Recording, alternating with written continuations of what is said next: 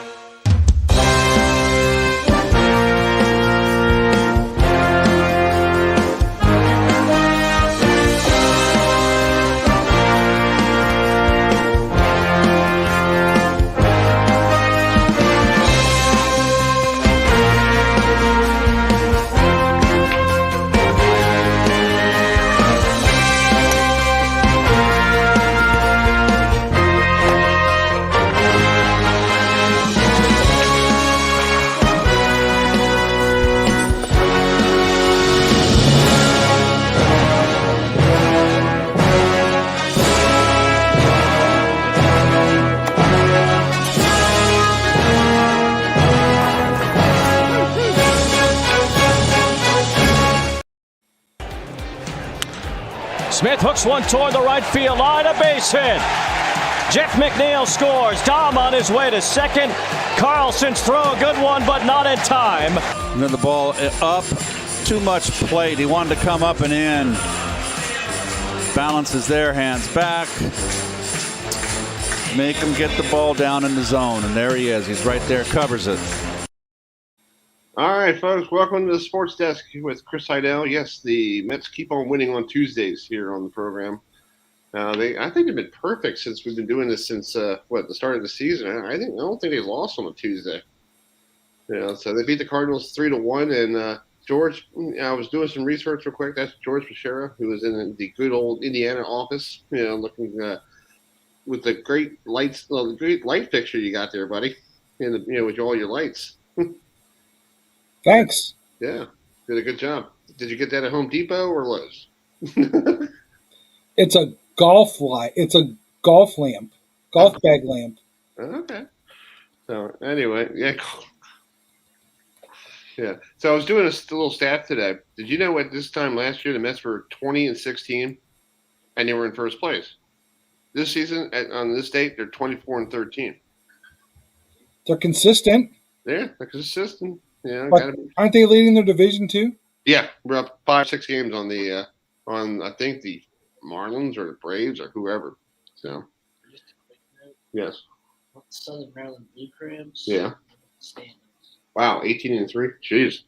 They got a 9.5 game lead over second place. We gotta get down there a little more. Southern Maryland, dude. That Blue Crabs, the independent team down in Southern Maryland, they're 18-3 right now. Nice. Yeah. They have a 9.5 game lead over the next second place team. Yeah, exactly. Coming up at 7:40 in a couple minutes or so, and we have our good friend Scott Wykoff, who I guess he was playing with Chicago yesterday. I guess he's one of the band members of Chicago. Maybe he's part of the Rock and Roll Hall of Fame now. Hey, that'll be cool. So he will be joining us shortly to talk about the Preakness. It is Preakness week here in Baltimore. If you're in Baltimore, a lot of people head on down to Pimlico on Saturday, and it's supposed to be in the 90s here, dude. It's supposed to be very hot and humid, and you might have a late day thunderstorm. So welcome to summer? I guess we don't have spring around here anymore. That kind of went out the door. Is it a surprise? It's a race day Saturday, and it's going to rain or thunderstorm. Shocker! I know. It's crazy. It's crazy. And then at 8:05, my former classmate and person that my girlfriend gets jealous from, NIKKIMURPHY, the Hartford Community College women's lacrosse coach. They won the JUCO National Championship this past week in Syracuse, New York.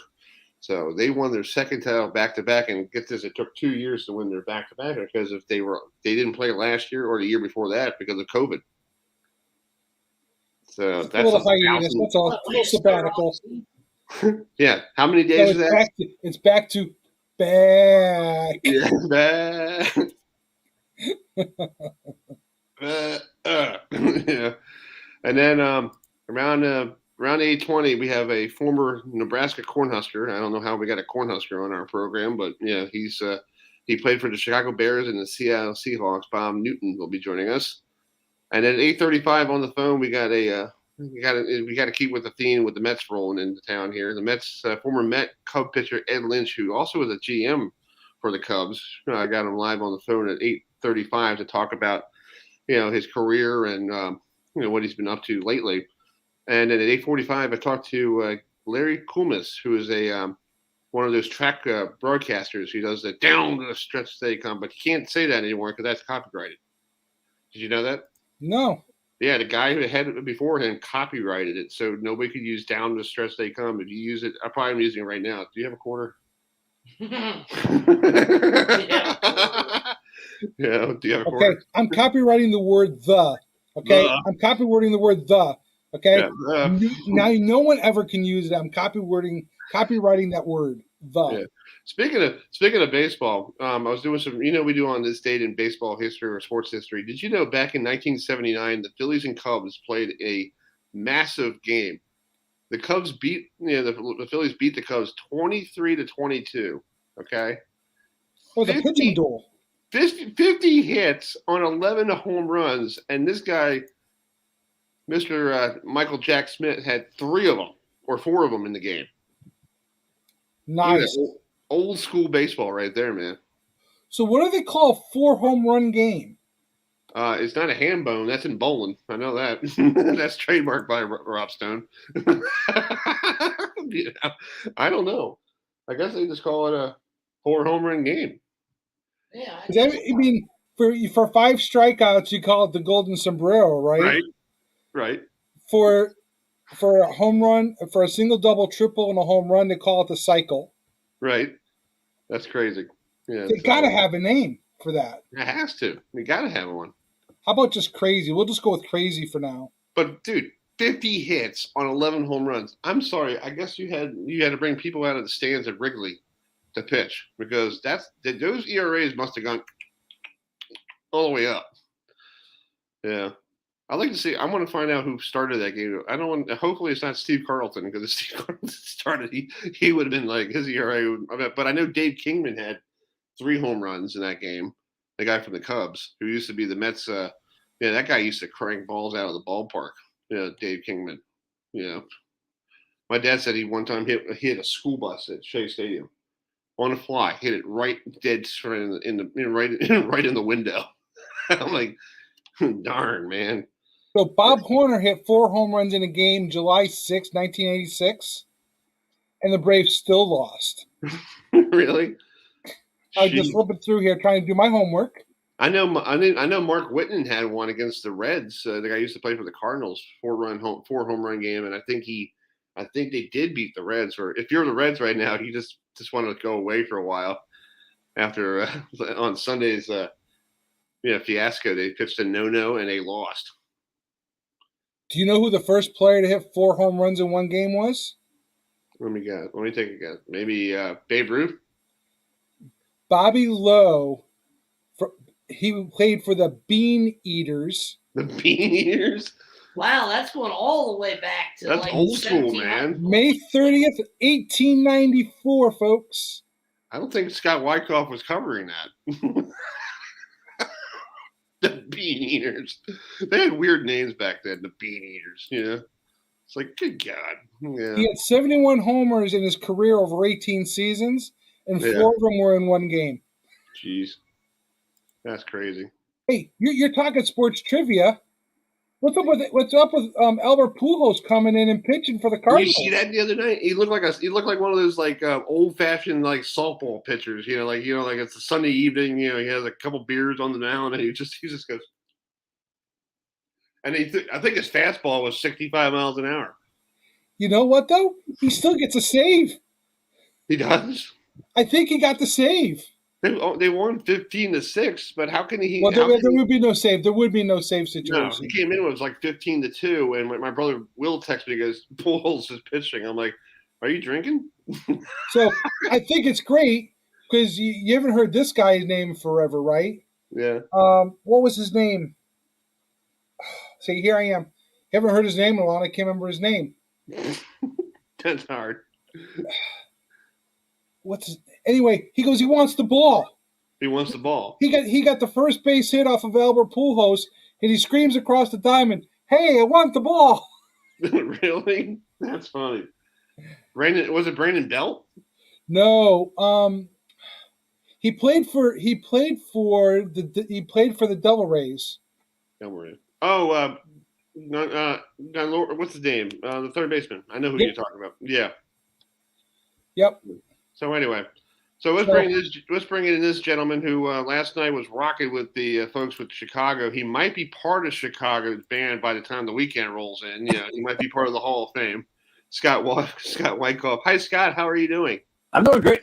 I'm telling you, it was pretty cool. I mean, originally when they said Chicago was going to be playing at the post-position draw, I said, Chicago? And they said, yeah, Chicago. I said, like, really, Chicago? And when I got there to set up and kind of get things going, they were doing their sound check, and man, they were legit. They were legit Chicago, and they put on a heck of a show. I have to admit, I've been to a lot of post-position draws, and this one was the best. Yeah, I was trying to get over there yesterday, but I had to work. I had something to do with Troy Aikman and Joe Buck. I was trying to talk to them on the phone. So I said, I can't leave to go and talk to Joe Buck on the phone because it's on Zoom. And if I'm sitting in the parking lot, it may not work. So let me just stay here at the house, in the home base. And by the time I looked at the clock, it was like 4:15. I'm like, do I really want to drive over there? It might be that guy walking in the building, who are you? Yeah. So, and then I saw your post this morning, and I'm thinking okay, he sent me a message the other day, Chicago. I'm thinking, no, we're not in Chicago.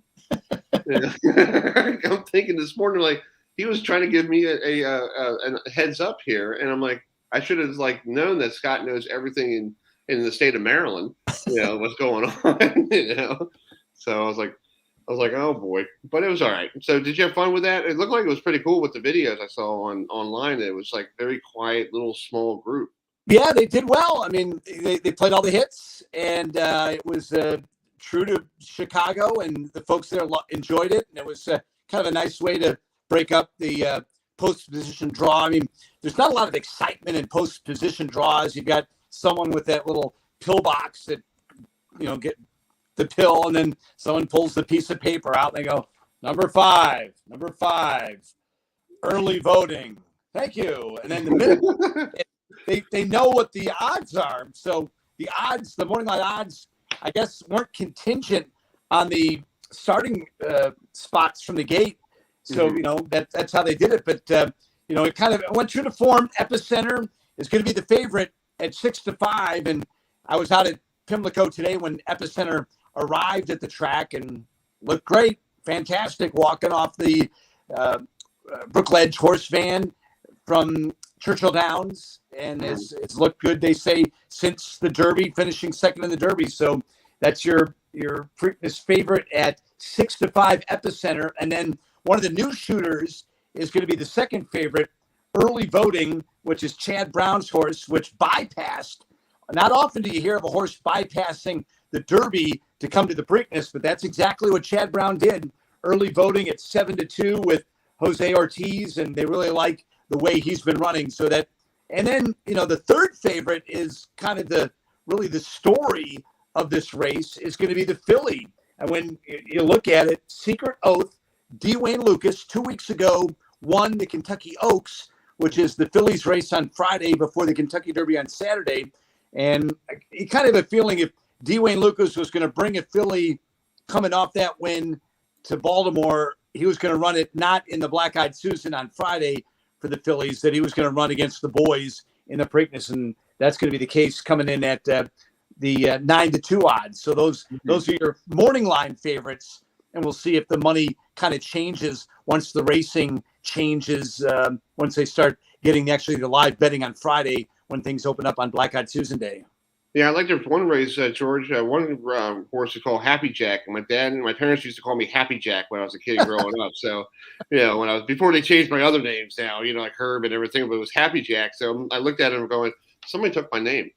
Well, the interesting thing with Happy Jack is it's named for a trainer of another horse. This is Doug O'Neill's horse, and it's one of the horses from Calumet Farm. But Happy Jack is named after their former assistant trainer, Jack Sisterton, who came to Baltimore back in the day when I'll Have Another had won the Derby and then came through Baltimore and won the Preakness, and then was a Friday afternoon scratch before the Belmont. And Jack's really popular, and he's happy. Jack Sisterton, also a trivia question. He was a soccer player at Louisville. He went to Louisville to study equine studies, but also was a great soccer player. Ended up playing soccer at Louisville, which has a pretty good soccer team in the Atlantic Coast Conference. Yeah, and they got a pretty good quarterback too, in Lamar Jackson. And when I saw years ago, when the first time I actually met that guy who was at the ACC kickoff, it was like he was some like quiet kid. He walked in with his George. He walked in with his cross, and I'm like, and my buddy Ewan and I were interviewing him for our show, and he was talking like this, like, yeah, I'm doing all right. And I'm like, okay, can you talk a little louder? And then he wins the Heisman, and then next year he's talking to everybody in the ACC kickoff like he's running for governor of North Carolina. And I looked at him like, what happened to you, social butterfly? And he goes like, why? And he's like, you were like very down to here. Now you're like, hey, I'm all over the place. How you doing? He was laughing at me. He goes, what's up, dude? Yeah. And so it was pretty cool. That was one of the great college games of the Clemson evolution, when Clemson took on Louisville, and it was Lamar and Deshaun going against each other, and that was a fantastic college football game. Yeah, those couple of years were pretty good for Clemson and Louisville. Now Louisville's trying to get back to where they are, but George, you got a question for Scott, our good friend? Well, Scott, first thing I gotta say, who looks better, Chris or the horse Happy Jack? Chris, definitely. Thanks, George. And also because Chris may have also eaten too many Happy Jack's pancakes too. Hey, Yeah. hey, Hey. We're getting attacked here this evening. It's always on this program. I get I get off the show, Scott. I feel pretty much better the next day when I get to work. Going, all right, I'm good. He loves every second of it. When they stop talking about you, that's when you start worrying. So right. Take your shots. It's like when I'm on 98 Rock. If they're not making fun of me, then I'm in trouble. So you take it, you move along, and you go with the flow. Why did they make fun of you at 98 Rock? You should be like the king. You're up at you go to bed. Well, what time do you go to bed after you're done with this? Yeah, I'll go to bed a little after 8. Yeah, and then you get up 1 in the morning, and then 1:30. you're out on the road until the start at 5 o'clock. You get all the stuff you need for 5 a.m. broadcast. I think people should be giving you free breakfast. You should get something, because you're up before everybody else. Yeah, free breakfast. Actually, this morning where I was out doing my story was right by a drive-through for Dunkin', so that was good. And Dunkin' now has the Black-Eyed Susan donuts. Yeah, that go right up through the Preakness. So, bonus. Yeah, and speaking of breakfast, you're going to be down at Thursday. You and Pete Gilbert are going to MC that alibi breakfast. So who's doing the stand-up comedian job? Well, that'll be D. Wayne Lucas. There's nothing like D. Wayne Lucas at the alibi breakfast. This is the breakfast they have on Thursday before the Preakness, where they give out some awards, and then they also bring in all the trainers and the connections to the different horses. And the best year ever was several years ago when it. Oh, is he going to do it again? Oh, no. What'd you do, knock him off? I don't know. I hope not. One of these things where Bob Baffert and D. Wayne Lucas were doing this comedy skit. There was Dean Martin and Jerry Lewis, and it was fantastic. So yeah, we're definitely looking forward to hearing from Dwayne Lucas on Thursday to kind of have some fun, tell some jokes. I mean, the guy's 86. He's going strong, and he's got the third favorite in the Preakness. So, more power to him. Yeah. All right, George got to ask you a question. I don't think the me looking good is a question. Go ahead, George. So Scott, was there any talk about Rich Strike not coming into Pimlico? I think it's that chance to get that triple crown, right? That's what everyone talks about is, and bowing out and waiting until June to run again. I just don't understand why they would make such a decision, because it's always getting the triple crown. It's always the talk. Yeah, it does. And it was a shocker. It was a punch in the gut. I was actually out at Pimlico when the call came in from Rich Dawson, the owner, saying that he wasn't going to run. And the first question is, what happened to the horse? Is there an injury? Is there an issue? Things of that sort. Saying, no, I want to give him time off and get ready for the Belmont, which is really unheard of for a healthy horse. I mean, the last time this happened, I think, was 30, maybe 40 years ago, when the horse actually went to the Haskell instead, because there was $1 million bonus if you won the Derby and then the Haskell. So there was more money involved. But yeah, the only times in recent history when these horses have bypassed the Preakness is because of injury, and none of those horses have raced again. So because Rich Strike was such a long shot winning the Derby, there's talk that, well, maybe he's not even going to run him in the Belmont in 5 weeks. Maybe by then they'll just say, you know what, we've got our Derby, we're ready to go to the breeding farm, we're going to get the money for winning that race, and there's nothing more than we can do. But it was a big disappointment for folks around here, and excuse me, we've had a chance to really have it settle in now, and I think everyone's come to terms with it. But yeah, it was a shocker. It was a real punch in the gut, and you just never expect that a horse comes out of the Derby healthy and bypasses the Preakness. But that's exactly what's happening this year. Incredible. Yeah, I think that's incredible. And plus, you're 90 to 1 odds to win the Derby, and I think everybody was like, I was talking to LarryCollmus, the guy who does the voice of the track this week. He does it on NBC, and he was like, yeah, I didn't know anything about the horse until I got this piece of paper going, okay, who is this guy? Yeah, I mean, the horse wasn't even in the race until Friday.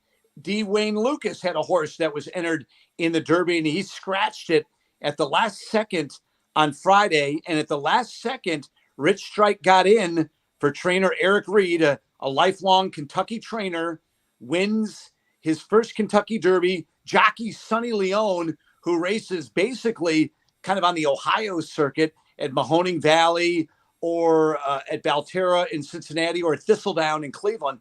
And he gets a chance on a national stage. And anybody who saw that overhead video of the way he was weaving in and out of traffic and then finally got over to the rail, it was incredible. And, you really thought that it was going to be America's horse. And you think of the long shot and people getting behind it and what a story that could have been coming into Preakness, but it won't be. But I don't think it's really changed the betting nature of this race.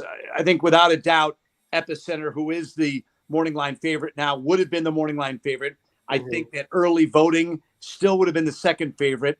And I still think that Secret Oath, the filly, would have been the third favorite. So I don't think it would have really impacted the betting handle on it, but it does impact the sports fan who might not have a betting interest in the race, but like you say, wants to see the chance at a Triple Crown. And how about the opportunity to see a horse that ended up going off at 80 to 1 odds being that horse? All right, Steve, you got something? Hey, Scott, back to what you were saying earlier about being made fun of on 98 Rock. At least they don't pick on you as much as they pick on Jerry Coleman on 105.7. Well, I worked with Jerry for a good long time, and he's one of those guys that kind of tees it up. He sets himself up just like I do. I'm the same way. I'm kind of crazy and kind of have fun with the things I do. So Jerry and I have a lot of that in common. And boy, he had a lot of fun when he was on 98 Rock, and now with the guys on Odyssey Radio, the same thing. So he he knows how to play nice, and I'm kind of the same way when I'm with the guys on 98 Rock. You play nice, you have a great time, and it's all about having fun. I mean, I'm all about informing and entertaining and having a good time. And in local radio, if we can't offer a good time, some insights into our personal lives, some local, flavor, then, it doesn't give anyone a reason to listen. They'll just go to satellite radio. So, we want to do that. And I think that's a lot about what we do, not only at WBAL radio, but also on 98 Rock. And I agree with you, Scott, because it's cool when I meet you, and I met Jerry a couple times, when I was working at the BMW store, and took his car and cleaned it up, and he was really impressed by it. He's like, he gave me like $5. I'm like, you don't have to give me anything, Jerry. Come on, He's like, no, go get yourself a lunch. I'm like, okay, Jerry, no big deal. But it is true. You guys have, the radio people here have great personalities, like Jerry McCon and you guys and all that, because I feel like they make you feel like you're sitting next to each other. You're sitting there telling us a story, and you guys are on the radio, but you still feel like you're in the passenger seat of your car or wherever you are. Like, oh, Scott's telling me this. Okay. Yeah, it's important. It's important to have that connection. And like I say, if you don't give someone a reason to listen, then I think you're letting them down. And that's a great thing about Baltimore radio. Not only our stations, but across the market. They're personalities that are unique to Baltimore, and Baltimore is a unique market unto itself, and that's part of the fun of being involved in it. George, you got anything else, or? I was just gonna say about the uniqueness, and once again picking on Chris. That's really where it lies in the uniqueness is with Chris, and what he does. So, and Chris keeps it real, and and I think there's a great allegiance to that. In Baltimore, in Maryland, folks that keep it real. And when you do that, it's, I think people really appreciate it and they enjoy it and they're loyal to you. Yep. Yeah, and I think it's pretty good that people tune in to watch me. And I'm just down home having a good time and, and enjoying talking to you and everybody I get a chance to. And some days I have to look at myself going, wow, I talked to that guy? Like, geez, that's pretty cool. Like watching SportsCenter sometimes and, the people I met over the years, and I'm sitting there going, I talked to him before? Really? And I had to go for the archives trying to find the interview going, yeah, I did. Okay. And I think about what I've talked about the last couple of days. I mean, everyone, like you did, everyone's asking me like, wow, what was it like? Chicago? Really? Chicago? I said, yeah. And then this last weekend, I came across the Goldfish Old Bay. Right, Goldfish. I saw that. Yeah. I mean, everybody wants to talk about that. I grabbed a few more packs today. So just things like that make it fun. Yeah, it's fun. And that's what it is. If you can't make your job fun, then what else you do? You could just go back home and people have so much going on in their lives. They want to have fun and right. and they want to feel included, and that's what we try to do. Exactly. Well, what's the plans for tomorrow for Scott? Are you getting up early? Anything exciting going on that folks want to know about? I know you've done a lot of homicide stuff the last couple of days. I'm thinking, probably responding to breaking news. During the day, I'm doing a special Preakness preview show Thursday night at 7 on WBAL radio. The Orioles are playing the Yankees in an afternoon game. So from 7 to 8, I'm going to set the field, kind of go through each horse. We're going to talk to a Harford County guy, Mike Pons, who has Country Life Farm. He and his brother Josh and their family, one of the longest continuously operating breeding farm for thoroughbreds in the state of Maryland. We're going to talk about what the Preakness means to horsemen across the state. We're also going to talk to Mike Algeo, who's the chairman of the Maryland Racing Commission, and they're kind of the watch group over all of racing. And there's been so much about horse safety and thoroughbred aftercare and things of that sort. So we're going to talk a little bit about that. And then we're also going to talk to Mike Rogers, who is the acting president and general manager of Pimlico, the Maryland Jockey Club in Laurel, about what it's like to be in charge of this big race, what this race means to the Maryland Jockey Club and what it means to him. So it's going to be a fun hour of previewing the Preakness and maybe giving some folks some insights that they might not get otherwise. That's cool. So that's Thursday night at 7, right after the Orioles take on the Yanks, down at Camden Yards. It'll probably be, so tune in to watch that and listen to that on WBAL radio. And he'll be there all Saturday. Hopefully the heat and humidity doesn't run people away with hopefully the storms stay away for maybe for a couple hours. a lot of people have the hospitality tents and things of that sort at the Preakness. On those hot days, I have News Car 2 that I keep the air conditioning cranking in the media lot. And I'll just sneak out, get, cool down a little bit, and then go out and do my thing. Yeah, make sure you get a full tank of gas, and if you have to get gas, use your company card and just write it off. Yeah. I still, even though it's a company card, I still look for those bonus points and look for those deals. Once you start looking for cheap gas, you'll never stop. Yeah, that's cool. Just a quick note. Go ahead. Regarding the Orioles, right now in the top of the third, the Yankees are ahead 2-1. Well, I tell you that the Yankees, they are probably the best team in baseball right now. Without a doubt, the best pitching staff in baseball. And kind of a neat thing tonight is 2 of the out-of-town writers that come in for the Preakness are from upstate New York, who I met originally when I was in college at Union College in Schenectady, Mike Kane and Tim Winkin. And they're at the ball game tonight. I was able to get them a couple tickets and parking, and they're having a ball. What a beautiful evening at Camden Yards to see the Orioles and Yankees play, and really a neat evening of baseball as they're in town to cover the Preakness, but also enjoy all that Baltimore and Maryland has to offer. Exactly. There's nothing better than the Inner Harbor. Exactly.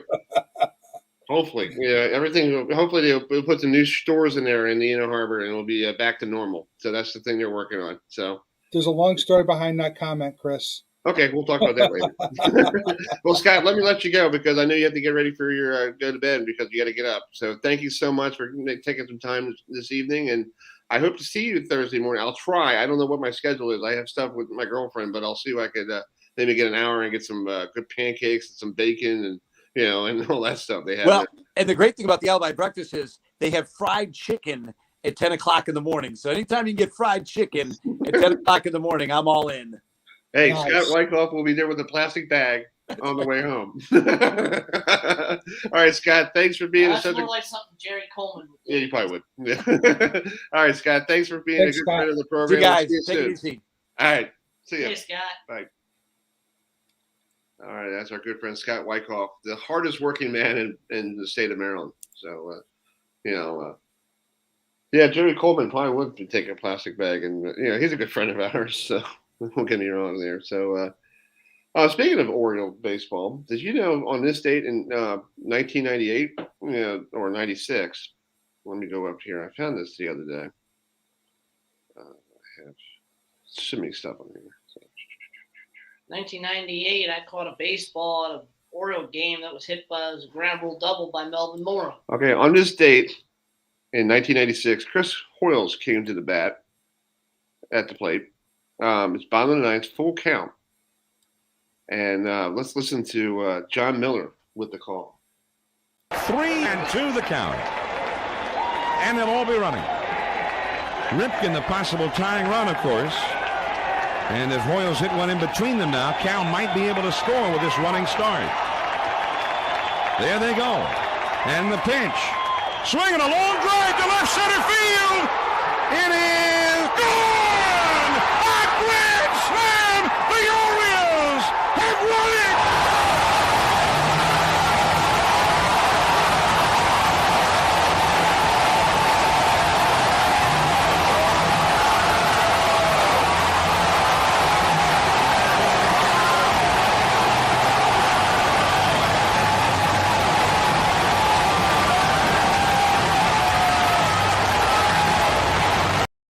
That was the great John Miller who basically got ran out of town by Peter Angelos. He should yeah. But did you see that Bobby Bonilla was on that roster? Was that July 1st? We have an anniversary. Bobby Bonilla Day. Your Bobby Bonilla Day.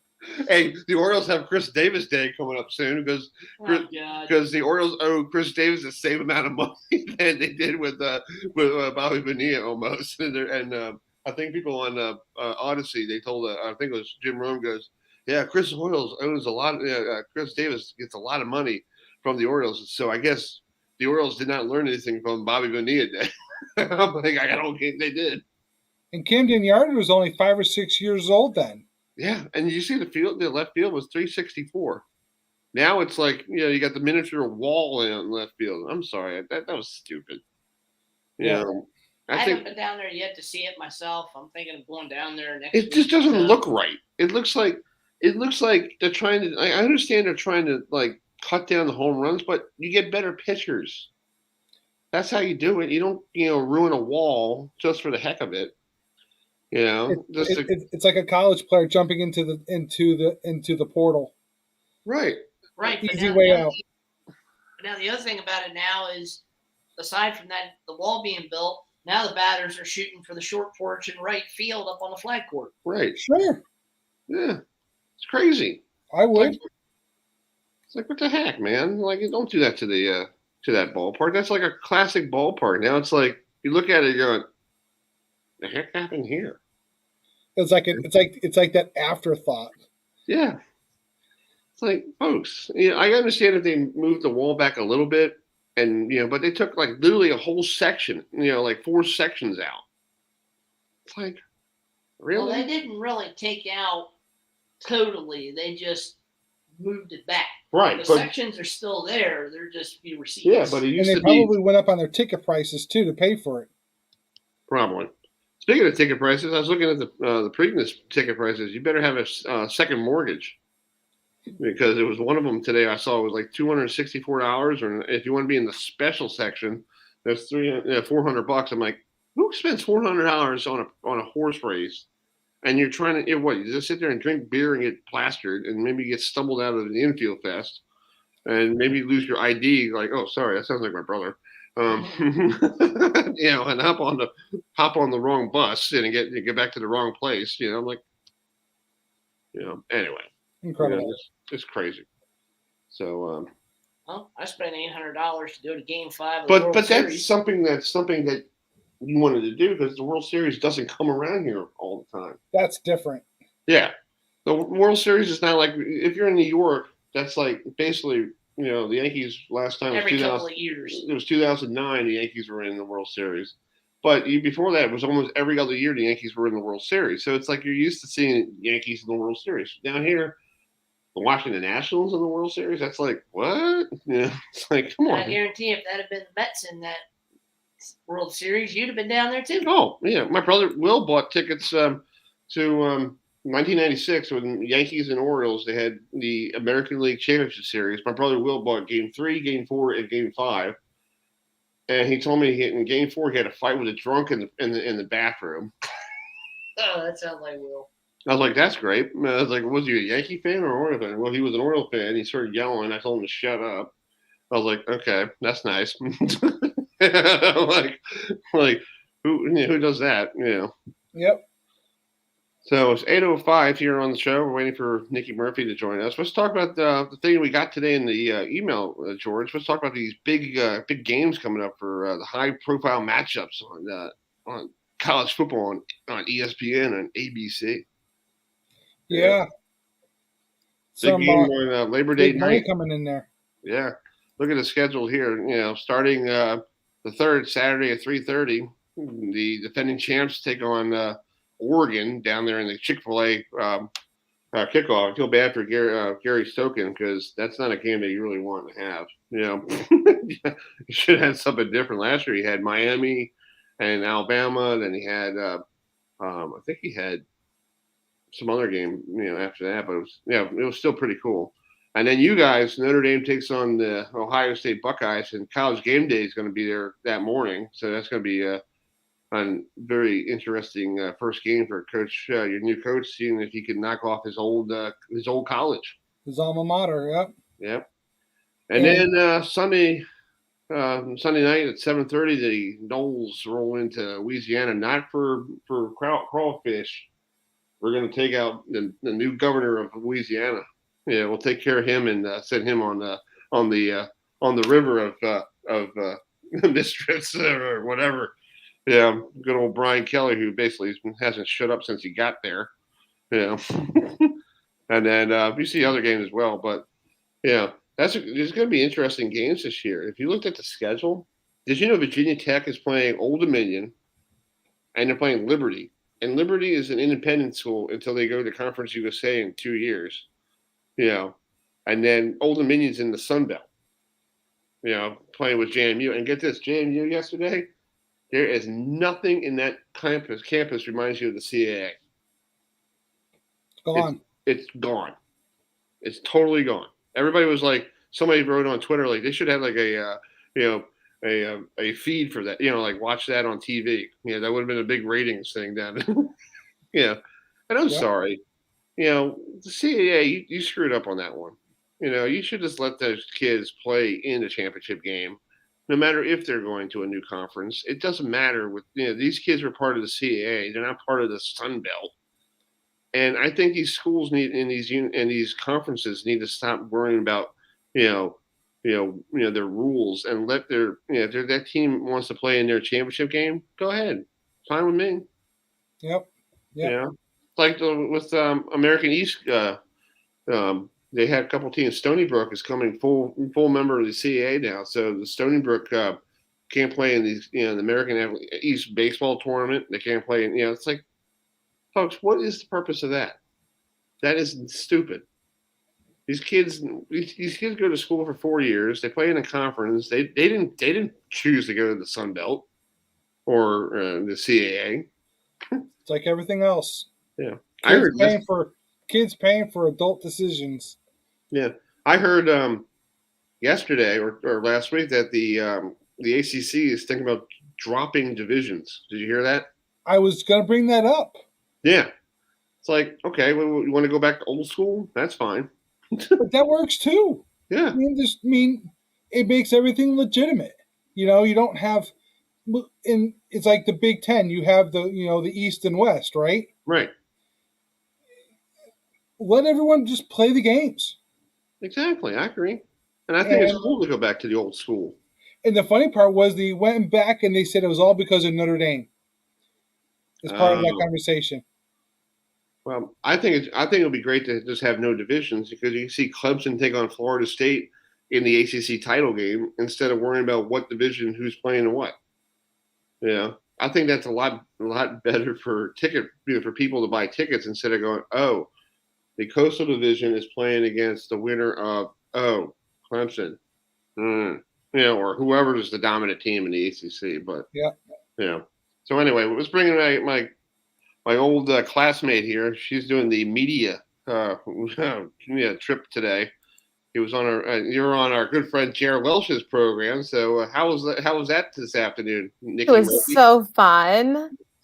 He seemed like I was looking at him on Facebook and he wrote your name on there. I'm like, I sent him a text message. I go, you and I are thinking alike. Yeah. I wasn't sure if you guys talk to each other or not. No, we don't. Oh, it's like, so it's funny. Fascinating. Like he does things like, and I just do it like a week later. And all of a sudden he grabs like a Delaware coach who we had on last week, George. Great minds think alike. I feel like that's what it is. Like, I guess we haven't seen. Maybe he's a long lost brother of yours. You never knew it was heading. Yeah, that's right. That's a good point. That's a good point. Well, it's scary when someone else thinks like Chris. Oh my God. I know that is scary. You got to think of: do I need to go out and play a lottery, or do I need to go get in a bunker and think of play the lottery? Yeah, welfare check. Yeah, play the Max 5 with me. There we go. But anyway, congratulations on winning the championship. That was back in 2019. That was, wow, that's a long, long time ago. It was a long, long time ago. I think my SID calculated as like over 1,000 days. So I'm not exactly sure. George was doing it was back. Yeah. I mean, it's wild. It's crazy. Jeez. Yeah. So you're up in Syracuse this past weekend. So you played the same team you played a couple weeks ago, like a month ago, and you beat them like 25-4, or you come kind of like smashed them. So just talk about being up in Syracuse and playing against them again. Yeah, I mean, Onondaga is a hard place to go play. They have a lot of fan support from their. I think a lot of it's their men's lacrosse team, but I can't pinpoint it. But it is, it's very intense. There's a lot of people yelling at us from the stands, and it's wild. It's not amazing. So we went there and we were neck and neck the first time. I think it was 9-9, and then we broke away. I think we won like 24-9 or something like that. But they have this really good player. Her name's Natalie, and she's number 17, and she's phenomenal. And she got 2 yellow cards, and that was when we broke away. So that was the first game. And then this game, she actually ended up getting 2 yellow cards as well. And on the flip side, one of our best players got 2 yellow cards. So that all happened in the first half. So in the second half, both of us were without, our playmakers. I mean, we have a lot of playmakers on our team as well. So I was really proud of all the girls to step up. It was pretty incredible. But that was kind of the scenario or the atmosphere. And your schedule was short this year, because I was just looking at the schedule. You only played like 10 games because of the COVID stuff, and everybody was still, did you guys have any outbreaks or any teams decided like, hey, we have a problem, we can't play you? No, we did not have any outbreaks. I was really, really pleased. But there were probably 4 programs that folded. Okay. So we lost a lot of games that we should have had. And so that was just their program saying they couldn't get enough girls to play. George, you got something for Nikki? Well, you made a great comment there, Coach. You said something about losing your best player, I guess in the first half or something like that. And too many teams nowadays, I don't care whether it's college or professional, they rely too much on that one good player. Right. And teams got to be able to next man up. And that's the biggest problem in sports nowadays. Yeah. People always get upset saying this, and this. No. I mean, these kids they're playing for a university. And I'm not even going to talk about professional sports. They're getting paid to step up. But too many times nowadays, folks rely on one player. It's true that everyone has a role in this, and it's not based upon one. A championship is not won in one person. It's a team sport. Yeah, and I think it's so true. I feel like that's why we've been able to break through and compete at the level that we do, is because our philosophy is every single person on our team matters and is an impact player. So we had our really good player, Claire Ashburn. She had, sorry, this is my daughter, Celia, by the way. Hello. She got 2 yellows. And that happened right at halftime. And then we actually had a rain delay. So they allowed us to have, I think it was probably an hour or even a little more of a break. Okay. In the locker room at halftime. So that was just crazy. And in that time, we told our one player who plays attack, we said, look, we're going to have to put you on defense for the second half. And so my defenders huddled up and said, Coach, can we have your whiteboard? And I said, oh, yeah, sure, here. And they, on their own, without being asked, huddled up and filled our attacker in on what they were seeing, what was going to happen. It was incredible. So it's just a testament to the type of team and the type of culture that we have. It's we have to have everybody step up. I don't know if you heard this, Chris. I told Jared today, but our goalie in March ghosted us. And so we had to train a field player how to play goalie. Oh, wow. And she got into a car accident 3 weeks ago. And she was okay, but she couldn't play. So I had to train another field player how to be goalie. And she became defensive player of the tournament. She had 18 saves on Sunday. Wow. And it is just our culture. What we do is we just try to unlock the potential that the girls maybe don't even see in themselves. And maybe we see, and get them to just trust us and buy in. And we could have asked any one of those players to go anywhere on this team, and they would have done it. It was they were bought in, and they trusted us, and we trusted them, and they would do whatever they could to get better. And it's not only on the field, it's as a person too, just right. You got to believe in yourself, and times are going to get hard, but you're going to get through it. And if you never try, you'll never know what you can do. So, it was it was a really weird second half, but at the end of the day, I wasn't surprised in how my team handled it. And I think it's great that you could actually just train somebody to be goalie, and you had a week to get ready for the championship, and you're like, hey, we want to play goalie, and you're like, I don't know how to do it, and they became Patrick Waugh, yeah. It's very stressful. Yeah. But it's just like telling the kids I don't know, just calming down and finding your center, and you can do this. And positivity goes a really long way. And also listening to them. I would say to the girl, Sam is her name. I'd say, what do you want to work on? What do you need? And she would tell me. And if she didn't know, I would tell her some things. So it's truly a team effort. That's well, awesome. Coach, all the greats that you hear, what you just said, that's why they win. Yeah. Because it's not about you, the coach. Mm-hmm. It's not about individual players. It's about everyone coming together as a team and trusting in each other. Yeah. And that's what the great ones always say. Yeah. It's not an individual, it's a team.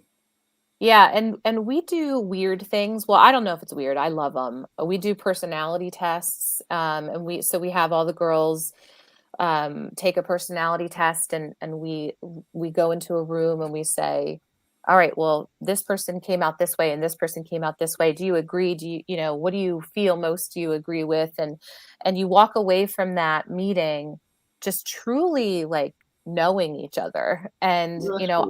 Some of my players in their personality test, it showed that they're not good with stress. Well, lacrosse can be a stressful time, especially if you have 1 minute left in the game and you're down by 1. That's a stressful moment. So do we want to give that person the ball to make the decision, or do we want to allow someone else who can handle stress a little better, get the ball and feed it to someone who can just do their thing, instead of having to think? So anyway, it's just we do different things and we try to unlock as much as we can, but you can't do that unless they trust you and that you can connect with them. So it's a two-way street for sure. I need them to trust me and they need me to trust them. Yeah. How did you handle stress when you were playing in your playing days? How did you handle it? I handled stress pretty well, to be honest. I feel like I still do when, I got 2 kids, and if something stressful happens, I'm like, okay, and we'll figure it out. And then afterwards I can break down, be like, oh gosh, blacked out there. What happened? So yeah, I remember I feel I have a lot of intuitions. Me and my coaches actually have a lot of intuitions and gut feelings. And I've always had that. And I still have it now, it's just something that, when it's stressful, we have feelings and we go with them. And oftentimes they work out. That's cool. Yeah. That's awesome. That's a good thing. Yeah. And yes, sports is stressful when it comes down to 1 minute to go, or if you're in the 9th inning and you got runners at the corners and you come up to the plate and you got to drive in the winning run, or else your father starts yelling at you in the car on the way home. Nice job for striking out with 2 or 3 runners on. Well, what we do and what we had been doing the past month in practice, we were giving scenarios. So we would have the girls play, but we would say, all right, it's in the 4th quarter and there's 1 minute left and attack is up by 1. What are we going to do? And we would just shoot out so many scenarios. You're in the 2nd quarter, it's 3 minutes in and it's tied. What are we going to do? Yeah. And so the more you can show them those situations and, that have a game plan almost, then they hear you when it's real stressful, in that championship game, there was 6 minutes left in the 4th quarter and we went into a stall type of thing. And my girls heard it because they know it and they did it because they did it in practice. So I think that has a lot to do with it as well. That's true. A once famous coach said, he's still famous, said the game should be easier than the practice. Oh gosh, isn't that the truth? And really, every time I say to the girls, this should be fun. This is what we work so hard on. Yep. Now it's time to go and do it and have some fun. Yep. And that if you're not having fun in a game, then something's wrong. We got to fix that because it's stressful, but that's the stuff we live for. That's why we're here. That's true. So what's the spring and summer going to for Nikki going? You're going to go start recruiting, or are you going to take some time off and have some family time, or what? Yeah, well, I just ran home. I'm sorry I'm late. I just ran Oh. home from my daughter had a soccer tryout. Oh, So okay. we were, Awesome. so we're just like, in it. But I don't have practice, so that's good. I have a little bit of time off, and then the summer is recruiting and the fall is fall ball. So we like fall ball. It's light. It's like 2 days a week, and it's very just a matter of like getting together as a team, really, and just building chemistry so that we're ready in the spring. But yeah, I'm looking forward to a little bit of time off. The season's a grind. You deserve it. You deserve it. Three-peat. That's right. That's what my girls want. They want a three-peat. Yeah. So. Yeah. Hey, it's Yeah. a good time to be up in Hartford Community College. You got the softball, the lacrosse team doing well, the women's team, the men's team, came up short. But the men did amazing, and they're just such a great program, and I love all those coaches, and those players work so hard. They had such a good season, and baseball's crushing it. They're going to the World Series. Men's soccer went to nationals for the first time, and yeah, it's just a good time to be a Fighting Owl. Yeah, it's great. Great to see the program. The program's getting better, because when I was there in college, it was like, oh God, look at that. Well, even my husband played soccer there, and he's like, wow, things have really changed. So hey, the whole campus is changing. You guys have new equipment, new things, and I'm going there Saturday for a recital, and I'm like, wow, the Chesapeake Theater used to be nice. The thing that used to be the theater, and now it's like something in the middle of the university. The arena's really awesome, and we have the Harlem Globetrotters coming over, and we have like concerts, and it's a good place to be. That's cool. That's awesome. Yeah. Exactly. Excellent. Well, let me let you go, because I know you've been pretty busy today. Go home, go relax, and enjoy the rest of your evening. And thanks for coming on. Thank you so much, Chris. Thank you, guys. Talk to you soon. See you later. All right. Congratulations. Bye. See you. Bye. That's my good. We went to school together at Bel Air High School, so it's pretty cool that you got a Bel Air alumni doing a great job, in their afterlife at high school. But she was a really good lacrosse player too, so that's why I was saying, what did she do with her, her stress level? Because I know those high school teams are pretty good at Bel Air when I was there. Yeah. I think false. He false doing people. So anyway, we're waiting for BobNewton to join us at it's supposed to be 8:20. Let me send him a text message here. Maybe he forgot to log in. So former Nebraska Cornhusker who played in the Orange Bowl in 1971 and won the national championship, being a team called LSU. Yeah. And the Orange Bowl had artificial turf back then. Wow. Yeah. They were ahead of their time. Yeah. And the comments are coming in on the text line. Delaney High School was better in lacrosse. Thanks, Texter. Appreciate it. Yeah. So anyway, let me try to see if Bob is set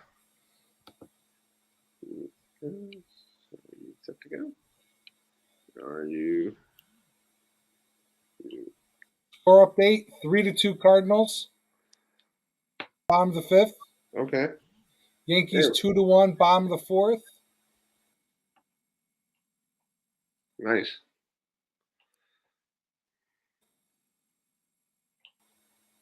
So I'm waiting for Bob to join us here. What else is we find out? Oh, yeah. So stats here. Oh yeah, we talked about this today. You and I good old Matt Harvey. Hi Matt, how you doing, buddy? Dealing the hard stuff. Oxycodone. Dealing the good stuff. Holy cow. Yeah. Well, yeah, he's busted for 60 games, and I don't think he's playing in Major League Baseball anytime soon, because nobody wants to play with him. Yeah. Yeah, that was really sad that in February he threw everybody underneath the bus just to make himself look better. Well, how does that work now? He's been suspended from baseball. right? Well, he can still play. He's practicing with the minor leagues. It doesn't apply until he gets the contract picked up by the Orioles, and then the 60 games cut in. I think that's what it is. Does he still get a paycheck? I don't know. Maybe he just donated his $1 million paycheck. I don't know. It's just weird. It is weird. Let's bring in this gentleman who we talk about college football a lot here on the program. This guy played back in the Big 8 conference, where Nebraska and Oklahoma, and where now Nebraska's in the Big 10, and he probably wishes back in the Big 12 or the Big 8. Our good friend BobNewton. Good evening, Bob. How you doing? Yeah, good to see you guys. Great to be on your show. Thank you so much. What was it like playing in Nebraska in the early 70s? Because you guys were such a powerhouse football team, and you guys just ran through the Big 8 and represented the Big 8, and you won a national title with the Cornhusker against LSU, right? Yes, yeah. One of the big enhancements to the program was Boyd Epley, our strength coach, that came on board in 1969. And he implemented a very significant weightlifting strength program that we were all on it. Now, I'd been lifting weights a couple years before he did that, so I was a big believer in weights. But the Husker Power organization started at that time, and I think it really propelled us and gave us an edge for several years. All the schools now have caught up with that, but we had great coaches, and Bob Devaney and Tom Osborne. We had, Johnny Rogers, Jeff Kinney, Richie Glover. We had some great players and great coaches. It was a great cohesive group in those, because we won it back to back, 1970 and then 71. Okay. Yeah. So that's cool. And you played down in the Orange Bowl against LSU, and at the time, it was artificial turf. It's like it's weird that you see the Orange Bowl with artificial turf, and and I'm thinking back in my days when when the Dolphins and Miami Hurricanes played down there, it was all grass, but you guys played when it was artificial turf. Look at that.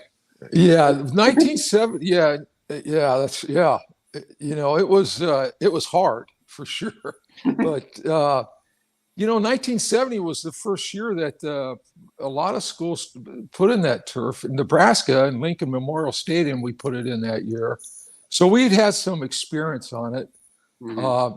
I didn't mind playing. I liked it in the way I felt faster on the turf and a little quicker. But, if you didn't cover your elbows up and certain parts of your skin, you really got it scratched up, and it was hard to fall on too. Right. George, you got something for Bob? I was going to say, Bob, he also had some great teammates along the way in his professional career. Yeah. I mean, you got to, get there with Dick Butkus, Walter Payton. Yeah. And Steve Largent. I mean, those are some great names to play with. It really was. In Chicago, I got to play with Dick for 3 years, and then he had to retire because of his knee.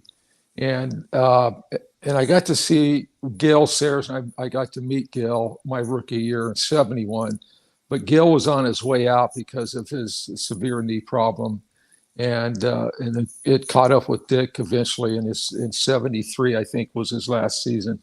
And then when I went out to the Seahawks expansion year, Steve Largent shows up in 76, and by 78, he's an all-pro.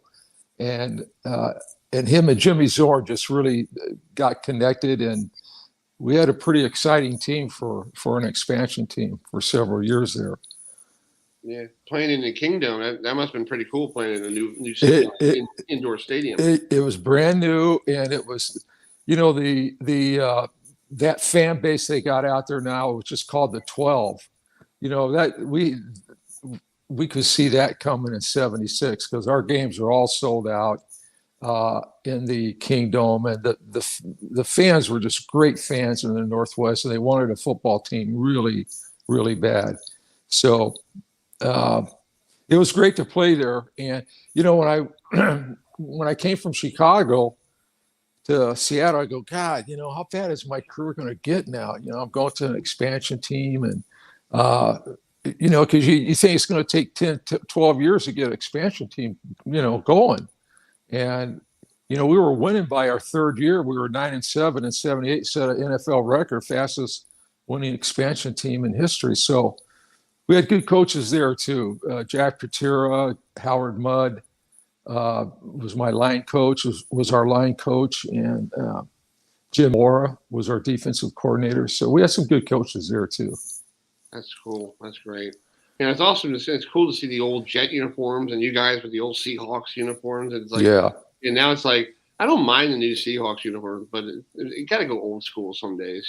Just bring back the old stuff. Yeah, the Nordstrom family that owned that team originally, they went first class with us. Our training facility was first class. The way it was built. I just had the deepest respect for the Nordstrom family, the way they put that organization together from day one, in our training facilities and so forth. It was really first class, and so we felt that we were special, that they wanted us to feel special, even though we were a new team. George, you got anything for Bob? I was just going to say, football back then and football now, everyone tries to say, well, this guy's the greatest, Tom Brady's the greatest. And then you have football back in the late 70s, early 80s. To me, there is no comparison to the game because there's so many more rules in place to protect the quarterback and stuff like that. What are your thoughts? Oh, I absolutely agree. I kind of describe our era as the wild, wild west. I mean, you could cut blocking by offensive linemen was legal throughout anywhere, on the field, and it was a very effective tool for offensive linemen. And now they've protected the quarterback, and I'm all for the rule changes if it does prevent more injuries and stuff like that. It's just a different era. I've said before, they wouldn't even let Butkus play now in this era because the way he hit, he obliterated people when he tackled, and and it was legal. So yeah, it's changed. It has changed, but you didn't see guys playing into their 40s and late 30s, and God bless them. I mean, like Brady, those quarterbacks, they get some protection now. With you can't go after their knees and can't hit them in the helmet, can't hit them on open field. Bobby Douglas, who was our quarterback with the Bears in 1972. I mean, he was about 6'4", 235. He rushed for 930 yards that year. He set a new record in the NFL for rushing for a quarterback. But they tried to kill him when he was running open field. So who knows how many yards he could get in today's environment, but he probably would have fit pretty well in today's environment as far as the option, the outside zone and inside zone plays they run now. And Bob, what's one of your greatest NFL memories? Oh, that's a good question. I did the thing about I played 11 years in the NFL, never made the playoffs. I only had two winning teams. I only played on two winning teams in those 11 years, and they were with the Seahawks. So, I think that this 1978 season, when we were 9-7 and we captured that NFL record for an expansion team, it's probably the biggest highlight because that was the first winning NFL team I've been on. It was tough playing in the NFL and you're losing, man. I mean, it's tough when you're winning, but when you're losing, it's, and you're getting up every week and everything. So that was pretty challenging. So when we finally broke that and I got on a winning team, I was really happy about that because I came from a pretty winning program with Nebraska, and so I was used to winning and. Mm-hmm. But that's the NFL. And Bob, we talk about on the program, we talk about kids, and you're almost alluding to it. Do you have the college game that moves at a certain speed, and you have high school that moves at a speed, the college game that moves at a certain speed, and then you get to the NFL, it's a totally different. It's life changing because you're the big man on campus, and now you're coming onto the big man's big man field, and they don't hit like they do in college. Yeah, it's definitely a step up because, and I think that's where some college guys get caught up. The speed difference and the mentalness of the game at that level. They don't care. The NFL coaches don't care if you get beat once in a while physically, but if you keep making mental errors, like an offensive lineman keeps jumping off sides or keeps getting holding penalties, they won't tolerate that for very long, and you got to get it cleaned up.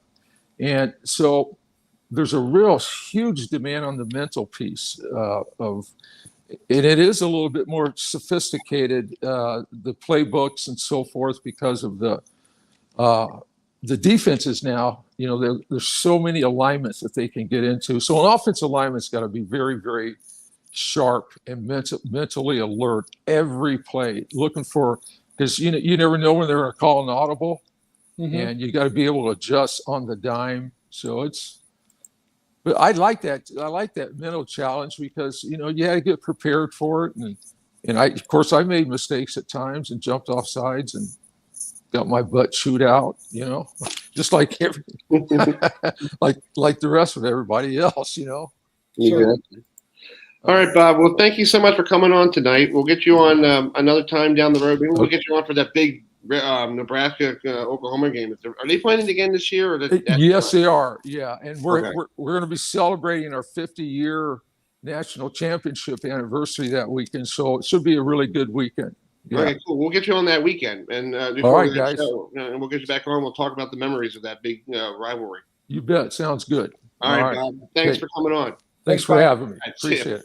Thank you very much. All right, bye. That's BobNewton, who played for Nebraska and the Chicago Bears and the Seattle Seahawks, offensive tackle. So let's bring in this gentleman sitting on the call here, former New York Met, who spent his time in Queens, and also he spent time in Wrigley Field with the Cubs. Mr. EdLynch with us. Hi, Ed. How you doing? I'm doing great, guys. How are you? Not bad. Thanks for coming on tonight. How's life out there in the West Coast? It's well, we're not on the coast. We're in Arizona, and it's hot. It's hot. It's always hot. In Arizona. I've been there once or twice. Flagstaff, and that's the only place that's cool, nice and cool. You see the temperature, go down when you go all the way up to Flagstaff. But when you come down from Flagstaff, you see the temperature rise. Absolutely. Yeah. So you spent some time in Queens with the Mets, and then you spent time with the Cubs. But you used to be a general manager of the Cubs. So let's talk about, first of all, this new agreement that came out this year. They had the lockout. Everything, baseball was supposed to be delayed, but they came out April 7th. What's your take on that, on the lockout and the new agreement? Do you like it if you were still part of the front office? Well, let me tell you something. I went through, like all of us. I'm 66 years old. I signed in 1977. I came to the big leagues in 1980. All of us went through work issues, work stoppage. My first year as general manager, 1995, we had replacement players. That was a very dark time. That was a very bad idea. My rookie year in 81, we had 56-day work stoppage. So I'm very familiar. It happens. When you're dealing with this much money and you're dealing with labor agreements, I knew it would get worked out. There's very smart people on both sides. I'm just glad they worked it out. Yeah, I think it's good for the game because everybody was thinking, are we going to have minor league baseball dominating the whole landscape of baseball until, they were talking about May or June, but they finally woke up and say, let's get it done. Yeah, well, let me tell you something. Major League Baseball did a really good thing, and this is not going to be a popular thing I'm saying, but there was 140 teams. There were too many teams. There were too many players. The facilities were terrible. The schedule was horrible. you know, as a minor league player, when you're playing like 65, 70 days in a row, I was a minor league player for 3 years. I didn't sign and then go right to the big leagues. But, you know, let me tell you something. The Major League Baseball got it right. You know, they got rid of, not got rid of, but they pared down the teams. They made sure the facilities were good. They pared down the schedule from 144 to 120 games. That means a lot when you're a minor league player. I mean, it's a brutal schedule. So I commend the commissioner and what he did. I really support what he did. George, you got something for Ed? So when I was doing my research, Ed, and going back, and you know, 1986 was just a crazy year, and I was reading it's just horrible. You went down with a knee injury, and then lost your spot on the rotation, and then the Mets go to the World Series. That's a toughie. Yeah, it was. You know, I mean, I was pitching a game in spring training, and a guy named Chris Patero hit a swinging bunt at Al Lang Field in St. Pete, and my spike caught. I turned, my knee kind of blew. You know, I heard a pop, and the next day my knee was big, and I worked through it, and then I pitched one game in Philadelphia, 1 2/3 innings, pitched well, you know.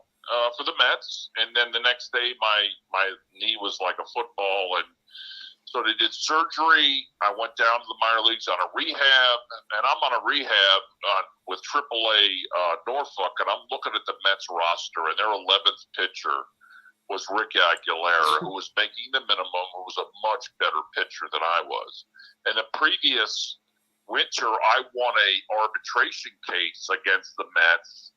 So I was getting paid a hell of a lot more money than some of these young guys that were better pitchers than me. So I knew I was going to get traded at the end of my rehab.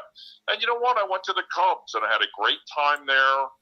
And, you know, when I interviewed with Andy McPhail years later for the GM job, he said, hey, I was looking for a guy with a Cub connection. So if I didn't get, you know, traded by the Mets that year, and I didn't pitch for the Cubs, maybe I wouldn't have gotten the GM job. So, sure, you know, when you're in a business, guys, you know, you guys are in a business too. So, when you say to people, "Boy, I can't believe this happens," you're telling them that you're incredibly naive or stupid. I mean, it's going to happen. It's a business, you know. Yeah. Yep.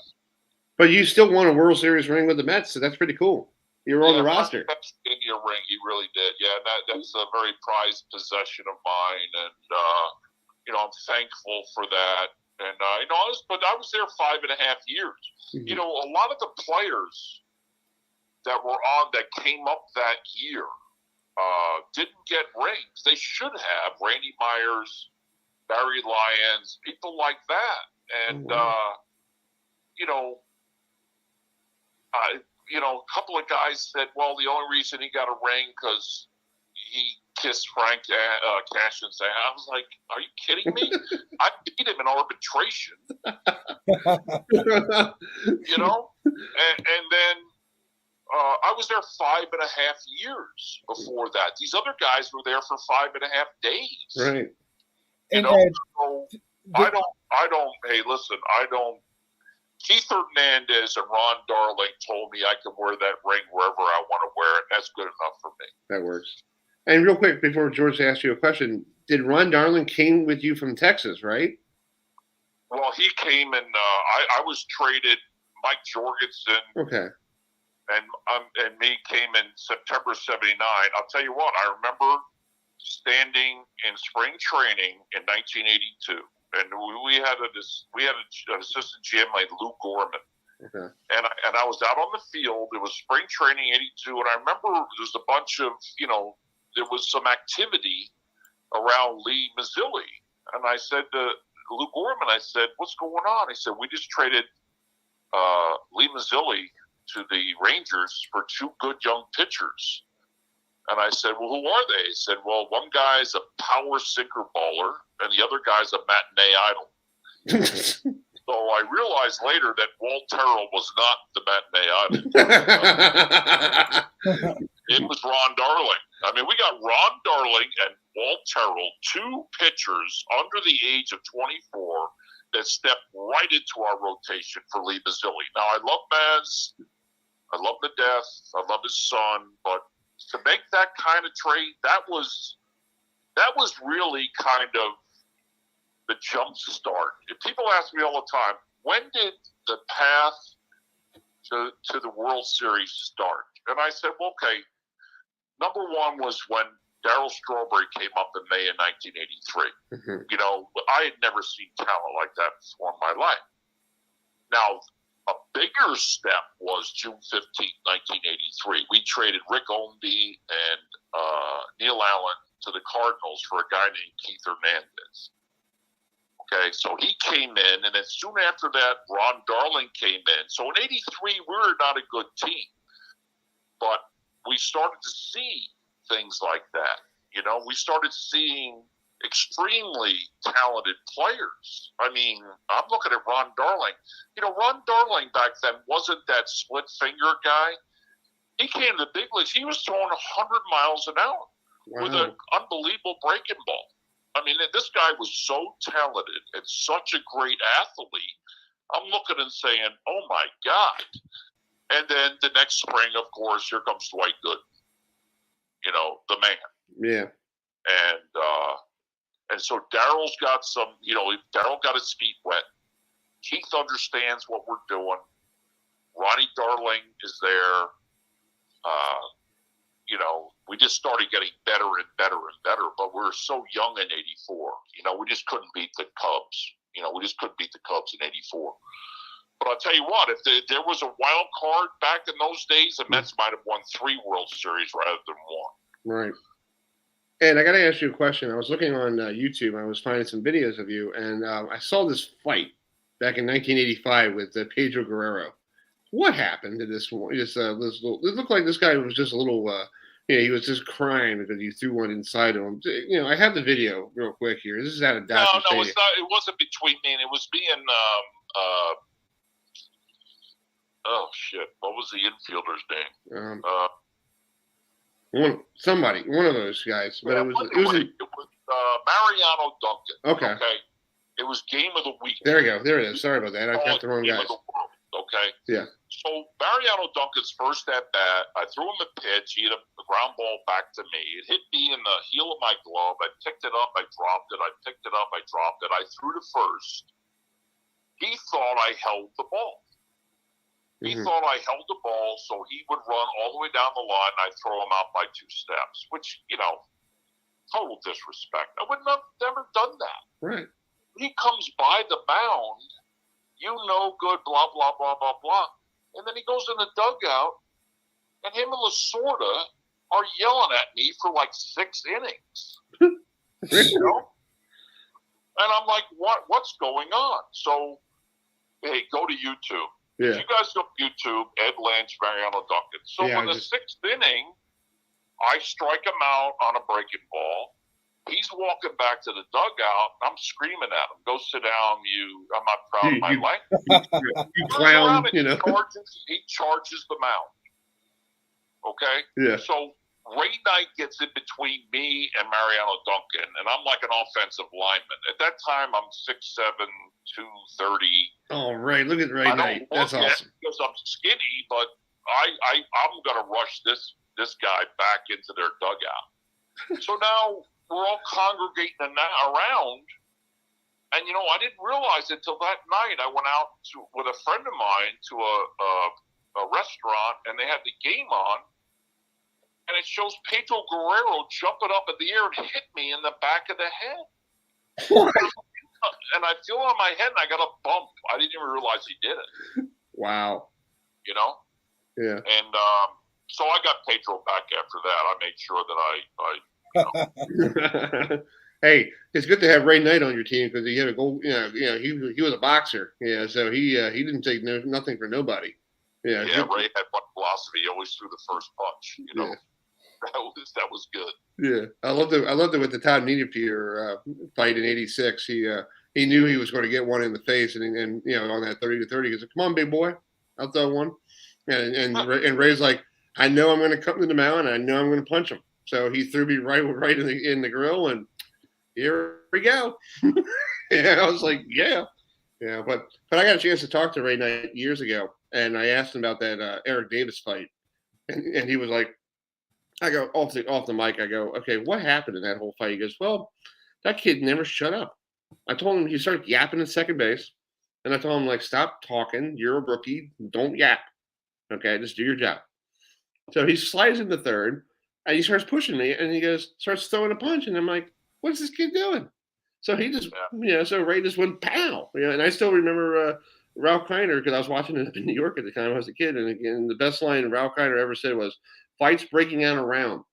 I love that phrase that he said. It was like the classic line.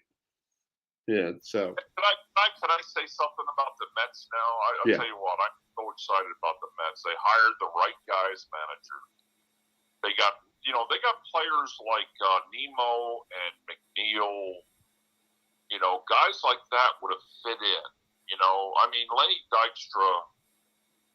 Say what you want about his mental state, but I'll tell you what. When that kid came up, what a player he was, man. He led off. He used the whole field. He ran the count. He'd steal bases. That's what wins championships. Not when you have 8 guys trying to pull the ball out of the ballpark. McNeil, Nemo, I love those guys. And they have Scherzer, who's a god. And I hope DeGrom comes back. But the reason the Mets are winning right now is because of Buck Showalter. Yeah.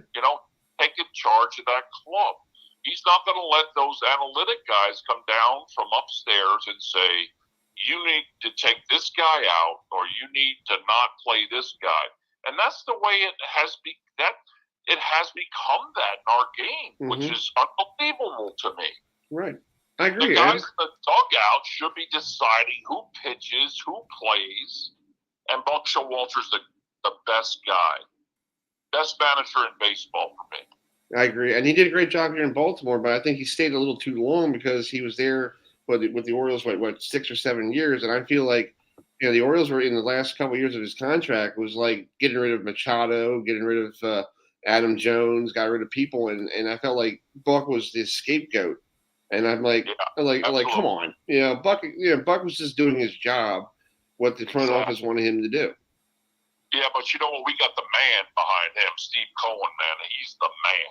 Oh my God, he doesn't mind spending money. And pay him $40 million to get him off the club. It was the right decision.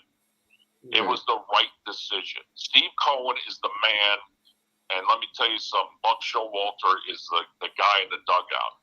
Yeah, that's cool. One last question to ask you, Ed. Are you going to go back to that old timers game they're going to have at Citi Field? Are you going to be warming up the arm, pitching?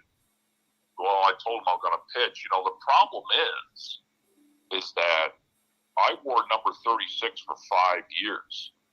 And, I called Jay Horowitz, and they said, "What number you want?" I said, 36. I called him back. I said, "Oh, my God, it's Jerry Koosman." They retired the number. He said, "Oh, don't worry about it. Jerry Koosman's not coming, but I'm going to hear it from the fans." Yeah. I should. Jerry Koosman was a borderline Hall of Famer. I mean, this guy was awesome.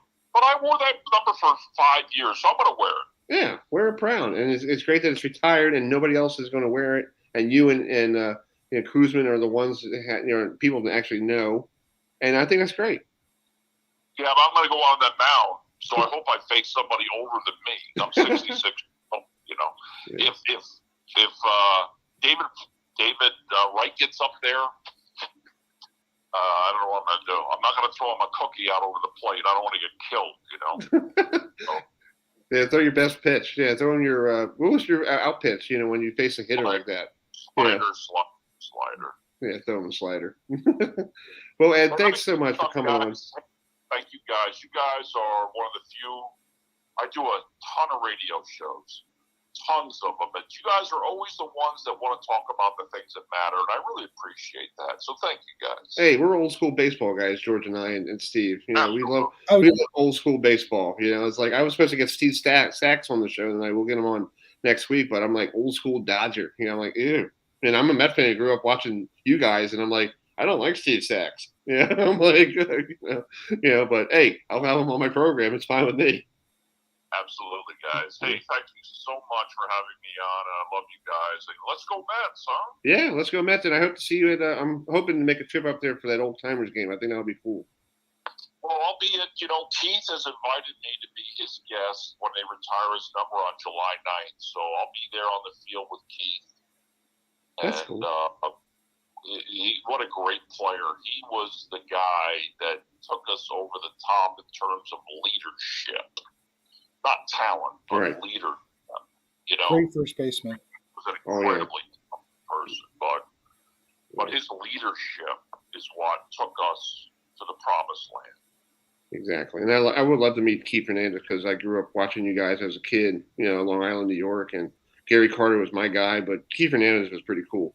And then if you were still on the team, I probably would be rooting for you too. So, but well, if you get a press pass for July 9th, I'll introduce you to him. Okay, I'll see what I can do. All right, man. All right, man. Thank you so much. Okay.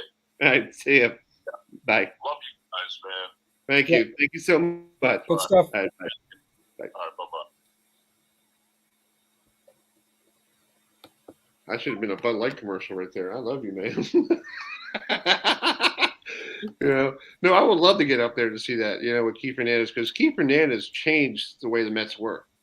Because before that, the Mets were like, I talked to Wally Backman a couple of years ago, and Wally Backman was like, going playing at Shea, it was like playing in a desert. Like it was like nobody there. It was terrible, and Shea was such a great place. My dad had tickets in the 70s for the World Series and saw, Pete Rose, and it was just, it was a great ballpark. I can't remember if I ever got to Shea Stadium. I went there. The last time I was there was 1992, and my parents were there. We decided to go get tickets with the Pirates were in town, and some guy named Eddie Murray. Have you heard of him? And my mom and I are sitting next to each other. My mom's on my right. I was sitting next to, my mom's on the right, and I'm in the middle between my mom and my brother. I still remember this. And Eddie Murray hits a home run. And my mom turns and looks at me and goes, it's just like old times in Baltimore. I was like, yeah, pretty much, but he's for the Mets. But it's all cool. So let's bring in Adam Amias here. He's taking over at 9 o'clock because I know George is rolling out. So Adam, well, that was pretty cool talking to Ed Lynch. Yeah, it was. It's called I Can Read, even though it's called. I remember those days as a little kid. The days of Darryl Strawberry and Keith Hernandez, Ron Darling, among others. Yeah. All the glory days of the Mets, and right now the Mets look as strong as ever. I think all of New York. Yeah, it's still May, dude. It's still May. I look at it as I know. In August. I know. It's still got a long way to go. I know, but because last year at this time we were in first place, and all of a sudden the boat sank after the All-Star break, and we went in the toilet. And I won't say who. After the trading deadline, who won the NL East again, and then won the World Series. So I won't mention the team. And all I'll say is this: it's nice to see Notre Dame and Ohio State in prime time. Because that's going to be a really good game in the Horseshoe. Well, we're gonna do an in-depth with that when that gets at that time being. I think all three of us should. Of course. Maybe and actually, I was reading. How far is it from you guys to Columbus? Is it like a good 2 hours from where you are in South Bend? It's probably 3.5 hours. So I'm thinking maybe we all should go to the Horseshoe and do a show from outside of the Sure, Horseshoe. I'd be willing to And go up there. I mean, we may not be able to get a pass for the game, but we could sit in some local bar and let some Buckeye people give us some crap. Sure. Yeah. I mean, I'm ready to. What is a Buckeye? It's actually a nut. Sorry, No. Went to Ohio State. Steve's father went to Ohio State. I can't make fun of his father's school. The only good Buckeyes there are the peanut butter encrusted in chocolate. Thank you. Those are the only good Buckeyes George. around. Yes. Exactly.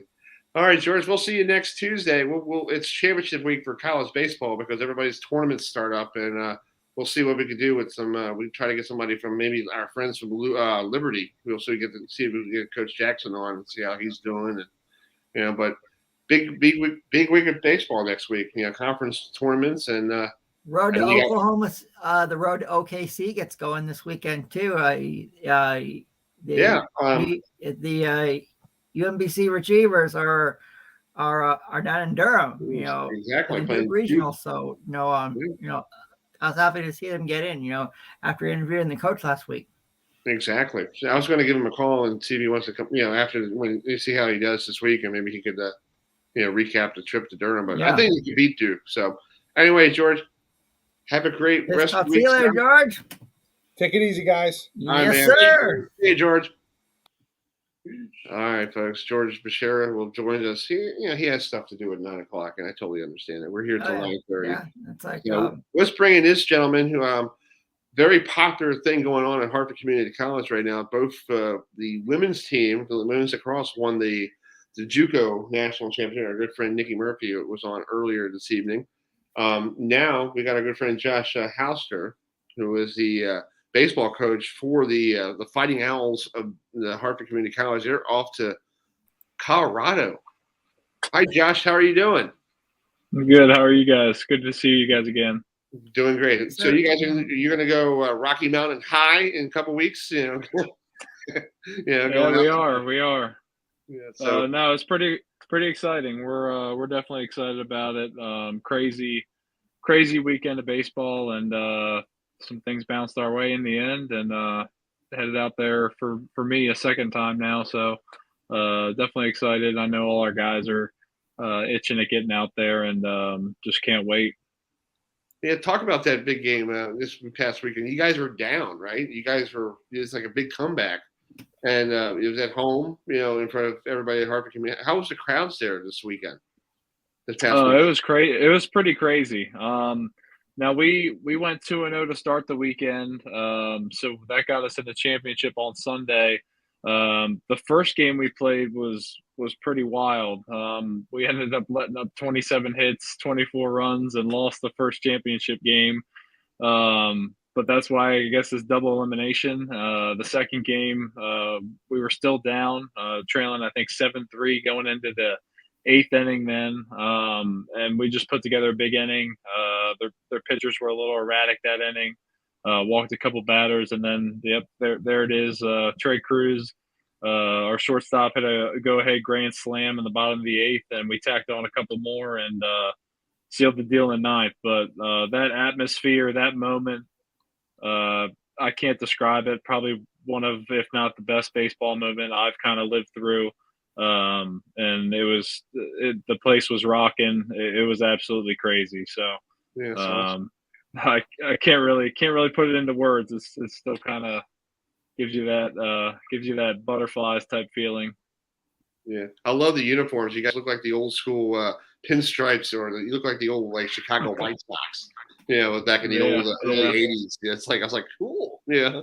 But it must be a thrill for you guys to go to this Junior World Series, College World Series out there in Junction, Colorado. I guess it's I think my parents went out there for a vacation.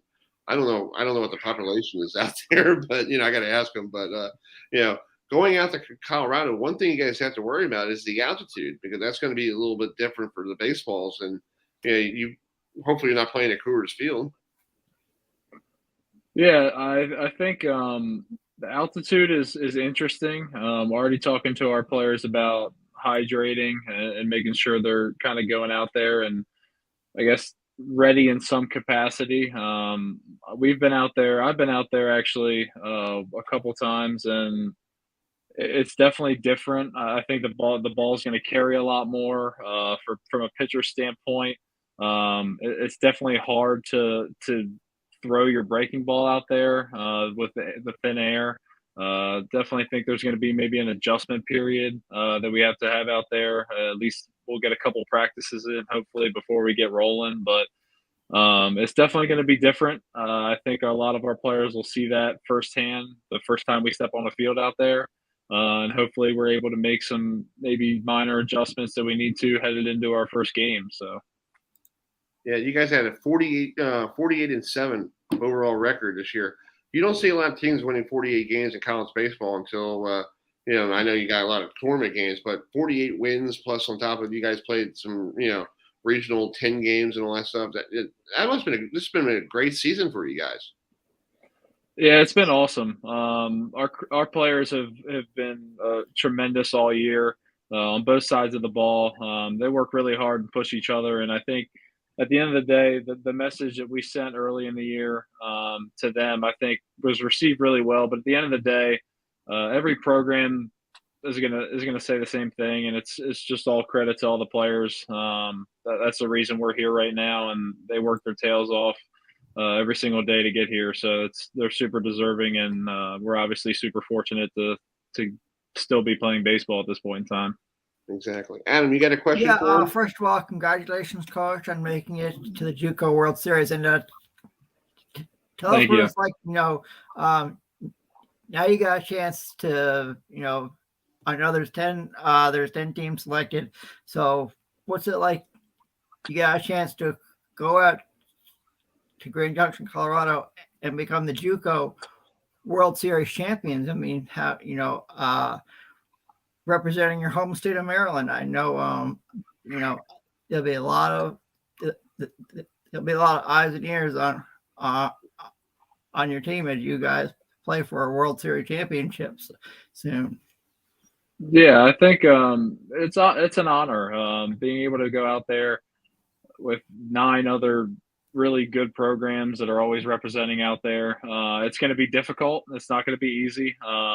I think competitiveness wise, we kind of going through, especially Flodar this past weekend to win our district. They have some really talented arms, really talented bats. So I think we're somewhat prepared.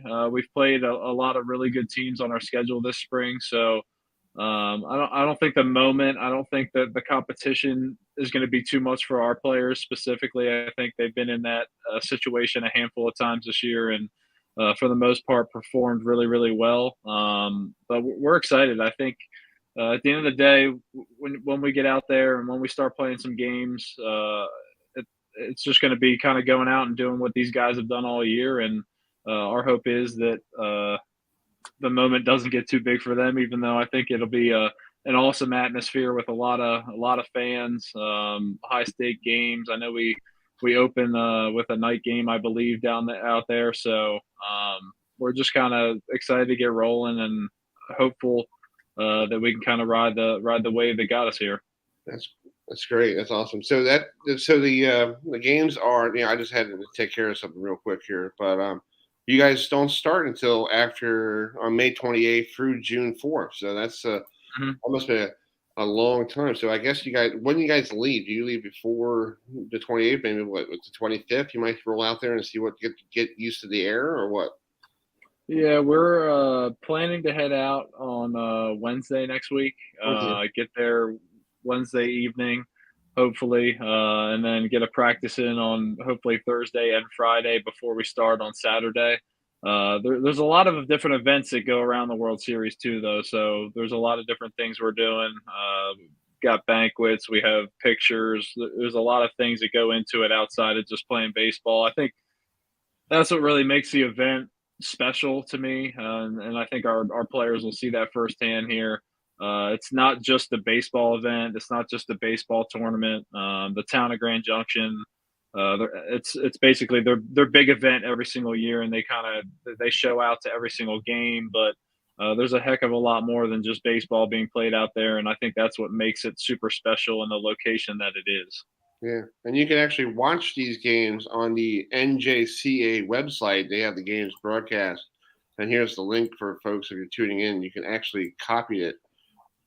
That's the link from the website. So the website page. So you can actually follow the Owls, and hopefully, and our show will be still on that week anyway. We're going to be still on. I know that's Memorial Day week, but we'll try to get you on and see what kind of updates are going on out there. Absolutely.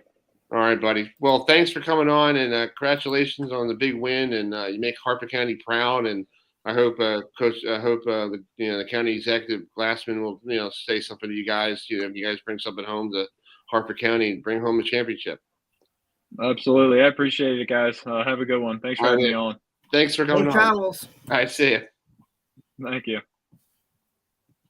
All right, that's JOSHHOUSER, who's the ACC baseball coach, who they're going to head on out to a place that John Denver used to make his home. Rocky Mount. High. Yeah. Colorado.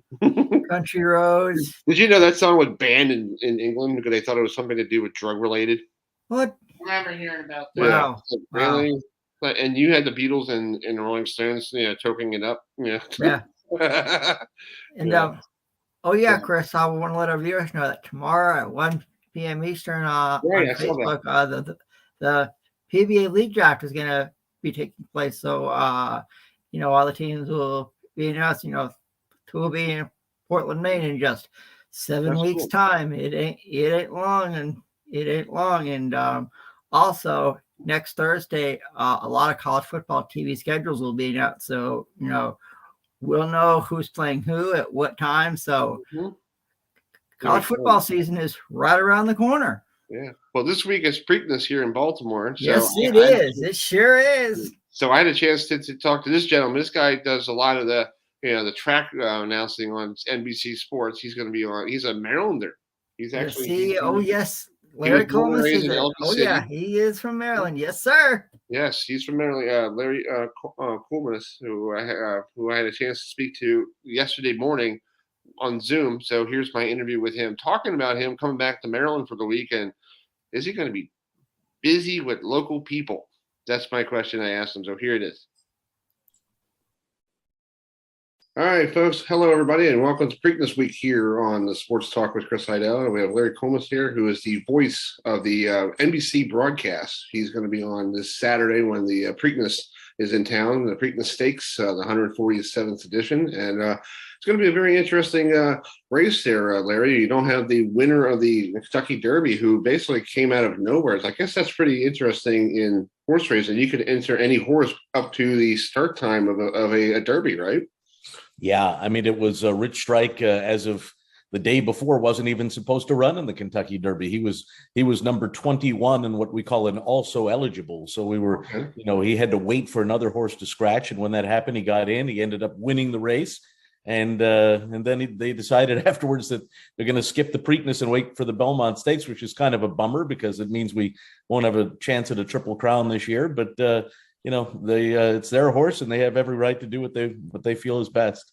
Wow. So you behind the mic on that call, you must have been really like, wow, here comes a horse and like we don't even know. And you're trying to figure out, and you were probably scrambling before the race trying to figure out some information on him, right? Well, I did know that there was a chance he'd run. So what I do is I make flashcards to look at all the jockey silks, and that's the way we can really identify them. And I did have him at the ready all week long, just in case. And luckily, he was the only horse among the 20 that ran whose jockey had red and white colors. So when I saw that horse coming up on the inside, I knew it was him. But wish I had seen him a little bit sooner. But hey, it made for good drama at the very end, and it was a lot of fun to be able to call an 80-1 upset in the Kentucky Derby. Yeah. So you're a Marylander coming home this weekend. So are you getting a lot of people calling you and say, hey, are you stopping over, Larry? Are you coming over for dinner? What is the typical Larry schedule during the week of the Preakness? Because I know everybody in Maryland probably want to get a piece of you before you go back up to New York. Well, I'm going to come down on Tuesday, and Tuesday is going to be like hang out with the family day. My sister and brother-in-law and all their kids and their kids are all there. And so we'll all get together and on Tuesday, and then Wednesday, I'll make my way to Baltimore and get to the Preakness and, just hang out at Pimlico and go to all the NBC meetings and that kind of stuff. But I've got a couple of dinner plans, along the way. And then, we have the show on Friday and the show on Saturday. And then Saturday night, we usually all go out to dinner somewhere near downtown where we're staying. And then after that, it's time to go back home to New Jersey on Sunday. Nice. So you were growing up. I was watching a video about you this morning. You grew up wanting to be a track broadcaster. So who grew up? What was your? Because I grew up listening to Bob Murphy and all those people for my broadcasting career. Who was a big influence in your career to say, hey, I want to be just like that guy? I think there were a few of them. What I would love doing when I was a kid, like 16, 17 years old, and I would listen to all the races from around the country and listen to the different announcers and their styles. Probably the one guy that was the biggest influence early on for me was Dave Johnson, who was the voice of the Triple Crown on ABC Sports back when ABC had the Triple Crown, and he's the guy that goes down the stretch they come, and he actually patented that phrase. Nice. So that's why you never hear anybody else do it. But Dave, he was a big influence. And then Tom Durkin, who was my predecessor at NBC and at the New York tracks, certainly a big influence. And Trevor Denman, who's the announcer out in California, certainly as well. So, but you kind of take a little bit from everybody, and you eventually become you at some point. How did you get your first big break? How did NBC find you? Were they looking for somebody? Oh, we know this guy up in Saratoga. Let's grab him. Yeah, I wasn't in Saratoga quite yet. So I was actually at Gulfstream Park in Florida when it happened. Tom Durkin was the voice of the Triple Crown for NBC, and he, unbeknownst to any of us, decided he was stepping down from that because of anxiety caused by the Kentucky Derby every year. And believe me, I understand. I know the feeling.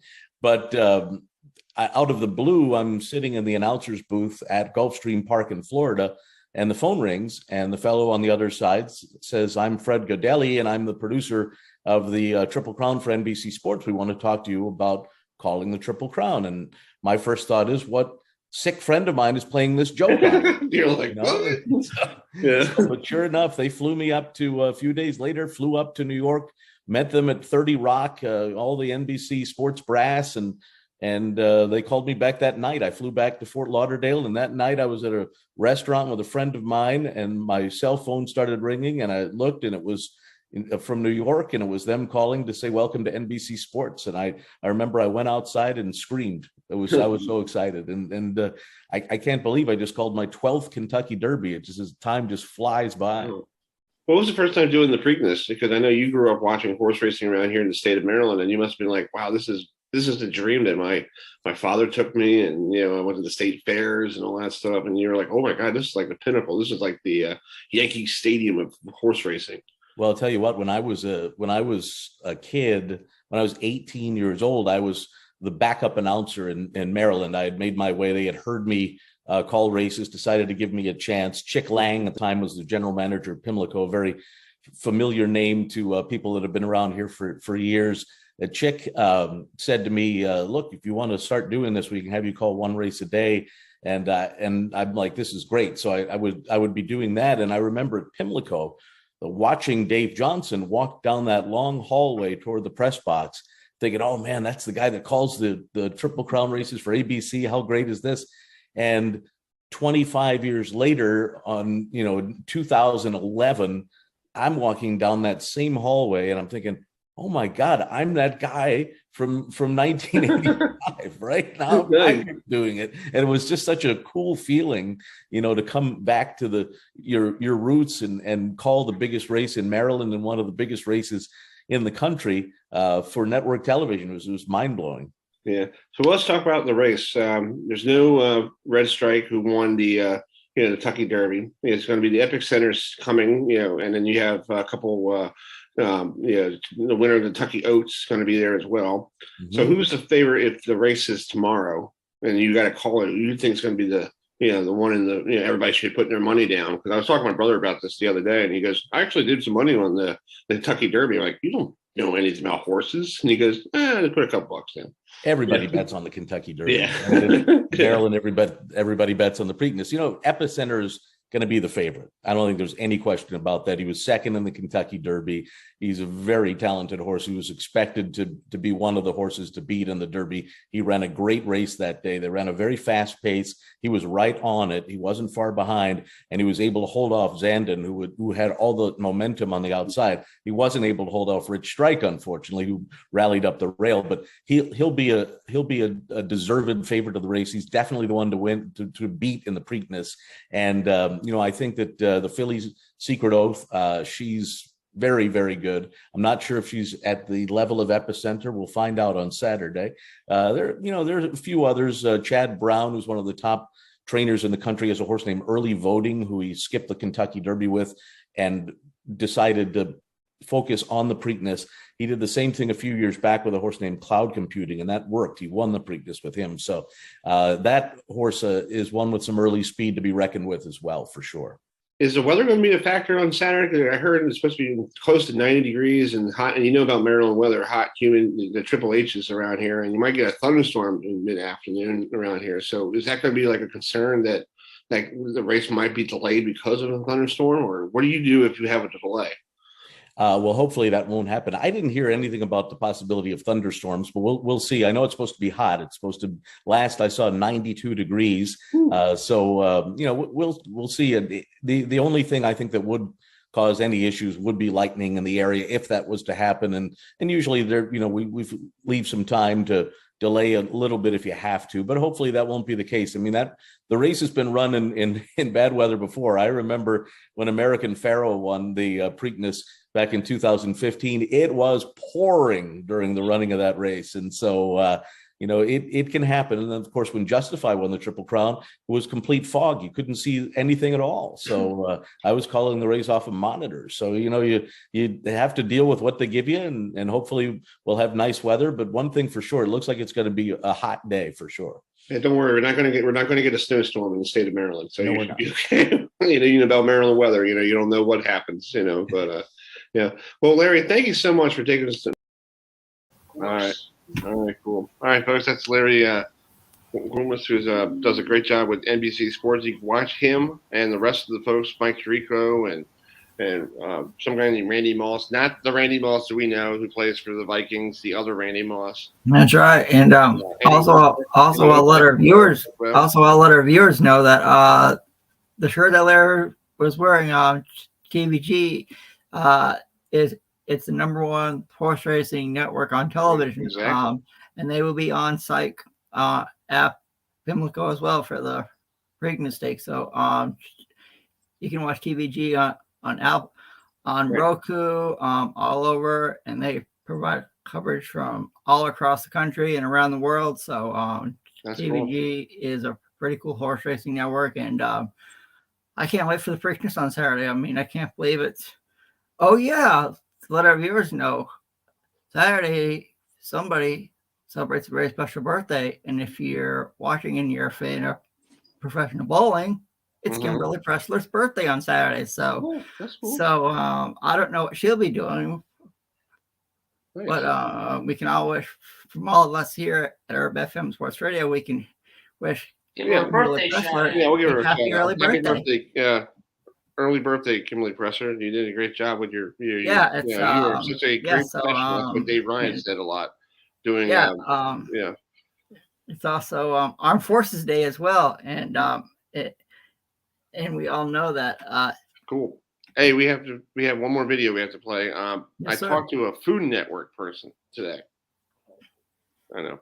Oh, really? Food Network, huh? Yeah, well, there's a lot of cool things going on down here at the Preakness besides the race. They have this festival. They have this coming Friday night down there, a cultural art and music festival. They have a couple top-notch chefs from Top Chef on Bravo.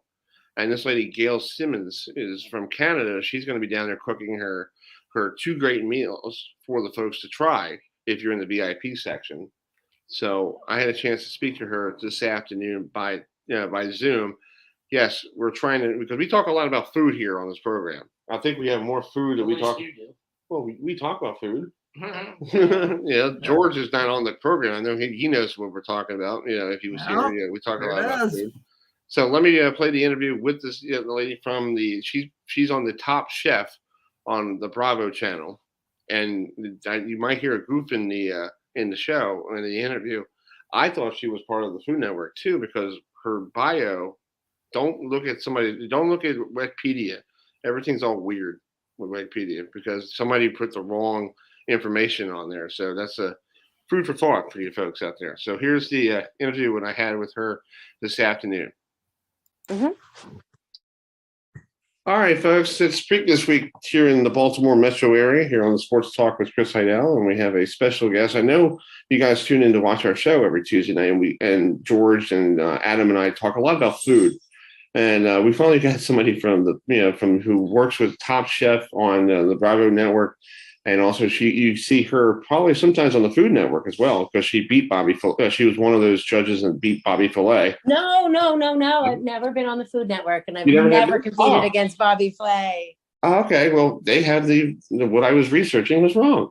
So Not on my official bio. That didn't come from me. I was a judge on a couple episodes, probably like 5 or 6 years ago, but ultimately, no, I don't do anything with the Food Network. I'm only on Bravo. Okay, that works. And then I have my syndicated daytime talk show, The Good Dish, but that is very different. Okay, so Gail Simmons with us. Hi, Gail. How are you doing? Thanks for coming to Maryland. Hi, thank you. So talk about this thing you guys doing Friday night down at the Preakness. Besides Saturday with the race, the big race, and everybody likes to come here to Baltimore and party at the Infield Fest. You guys are doing something the Friday night, the night before. You guys have a lot of music, got a lot of food. Just talk about how this thing come about. Yes, I mean, really, it came to me, and I was really excited to be part of it. Preakness is doing a Friday day that is going to be a huge culinary art and music festival. It's all day from 3 to 10 p.m. on Friday, the day before the race. There's an amazing concert with huge music stars, and then a few chefs, me and my co-host on Top Chef, Tom Colicchio, and our good friend Marcus Samuelson, who's the head judge of Top Chef Family, are all going to be there to cook, do some demos. We're actually serving our food in all the VIP suites and lounges. And then we're going to be doing this great presentation at this main stage, I think from about 4 to 6 p.m. on Friday, the 21st of May. Well, that's cool. Yeah, the 20th of May.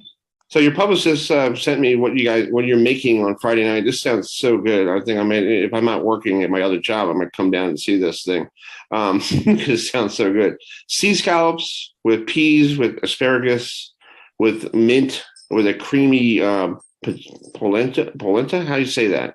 Polenta, yes. Okay. So just talk about that. I saw a picture online. I was reading about it. So let me look up her, and I saw it. You have it it's in one of your cookbooks, right? A version is in one of my cookbooks, not with the polenta. Polenta is the same thing generally as grits. Grits is the Southern version. Polenta is the Italian version, but they're made in a very similar way. So it's basically served over grits. And it's a really springy recipe. They wanted me to do seafood, and obviously being in Baltimore, there's great access to seafood. So it's a beautiful springtime scallop dish over a little bit of gorgeous creamy grits or polenta, just as a base that has a little cheese in it. And it's made with a gremolata, which is like fresh mint and lemon. It's a really lovely springtime dish. Oh, okay. Yeah, I was wondering if it's good for the springtime because it's supposed to be nice this weekend, and I know a lot of people like to eat outdoors, so you could actually make this out, inside and take it outside and sit on the porch. Sure. Yeah. So that's cool. So, and then you also have you got Swiss. You have something with a small shell, small pasta. Starts with an O. Orchiette. Orchiette. I'm trying to learn all about the different pastas. Yes, orchiette. It means little ears in Italian. Ah, little ears with Swiss chard, with the lemon and the smoked chicken sausage. That smells so good right now. I want that for lunch. Yeah, so, this is a really fun, easy pasta. It's a pasta I make at home all the time, but I've kind of elevated it with really good quality chicken sausage. It's got lemon and Swiss chard in it. It's got a tiny little kick of chili flakes. And it's just a great lunch dish that I'll be serving as well in some of the sweets. Nice. That sounds cool. And then are you guys working with the other chef as well? The other ones, you guys working together, or are you just having your own and he's showing, Marcus is showing his, and then. Yeah, Marcus and Tom have other dishes. So we're each doing a total of 4 dishes. So there's 12 dishes that will be served in various VIP suites and at the finish line, where all the top suites are going to be. Mm-hmm. So we're all serving our different dishes. We're each serving 2 dishes at the finish line and then 2 dishes in the suites. And so, but we're doing them separately, although they'll all be served together so you can get a taste of all the different dishes from each of us. Wow, that sounds so good. That sounds good for lunch. So you're a young lady who was born and raised in Canada. So have you seen a horse race? Have you been to a lot of horse races? Have you been, what did you used to do as a young girl growing up? I didn't go I went to the racetrack once or twice in my kind of late teens with friends to mm-hmm. check it out. Or when I was 18, maybe at college once or twice, but it definitely wasn't something I grew up with. But when I moved to New York, which was over 20 years ago, I definitely now have some friends who have horses or who are much more invested in the races every year, the Triple Crown. So I have been to the Derby. I went to the Derby in 2012, I believe. So a while ago now, 10 years ago, but it was a blast. I've never been to the Preakness and I'm excited to check it out. Nice. That's cool. So you work on Bravo channel with Top Chef with Richard Blades, who does a very good job. He's a good chef. My girlfriend and I enjoy watching him on, he was working with Ramsey on Fox. So what was it like working with him? He seems like a cool guy. He knows his food and he seems like he wants to help other people to succeed to be a great chef. He does. He's a great guy. I've worked with Richard Blades for a long time. He was a contestant on our show. He competed on season 4 in Chicago and he lost in the finals, came back for All-Stars in season 8 and won our All-Star season. He's a fantastically talented guy. And since then he's on lots of different shows. And he's a friend. I've known him for years. He's great when he comes on to judge with us, although he wasn't on the current season of Top Chef.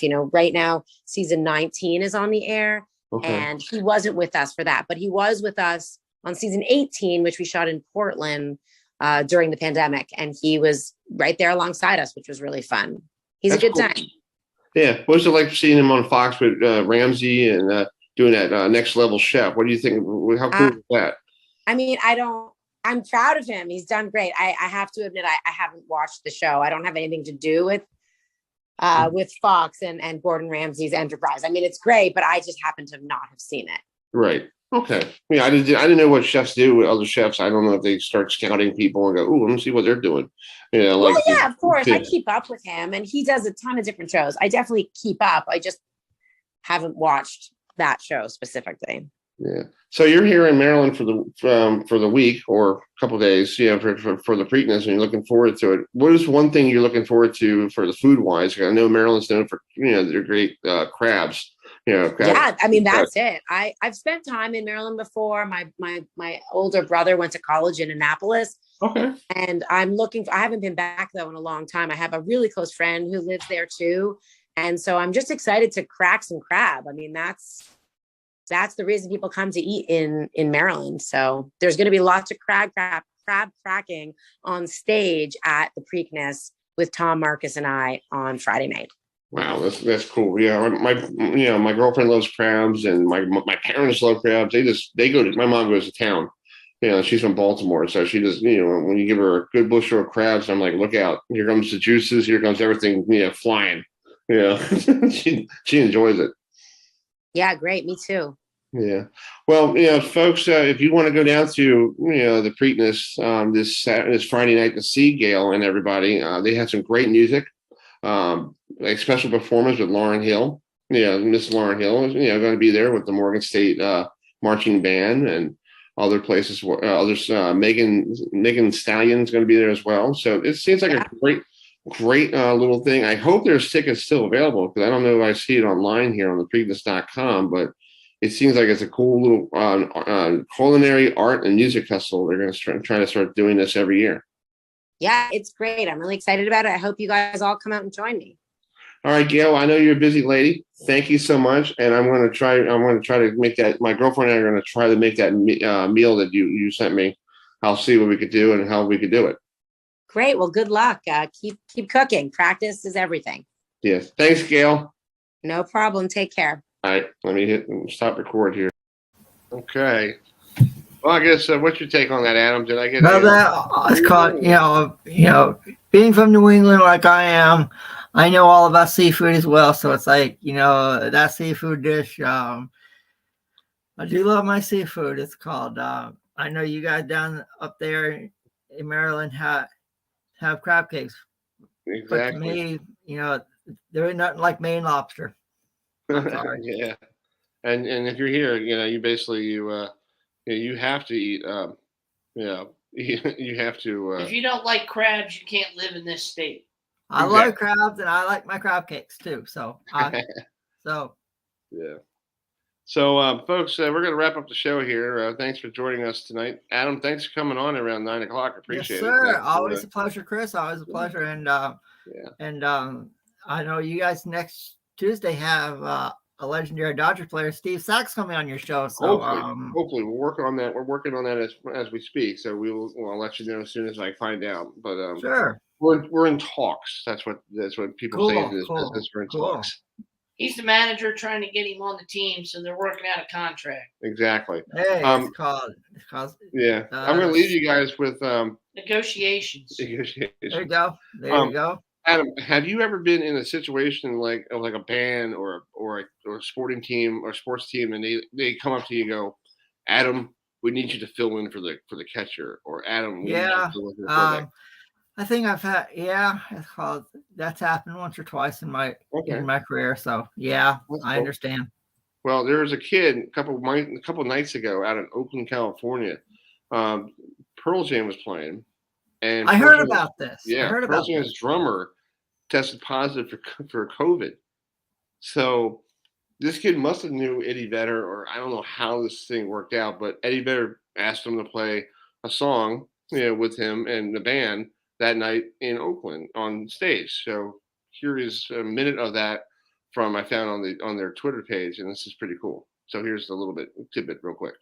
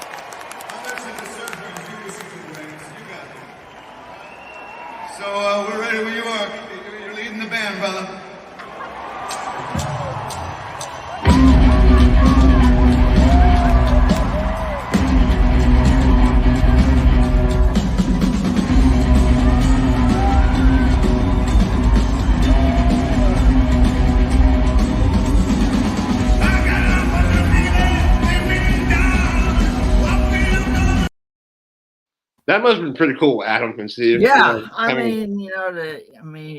still waiting. I'm still waiting for the phone call from some guy named Neil Diamond. Yes, Neil. Yeah. Yeah. Yeah. You need me to sing what song? Yeah. Oh, you want me to sing? Okay. You want me to sing "Crack on a Rosie"? Okay. I got. I can't. I don't have the bottle, man. Anyway.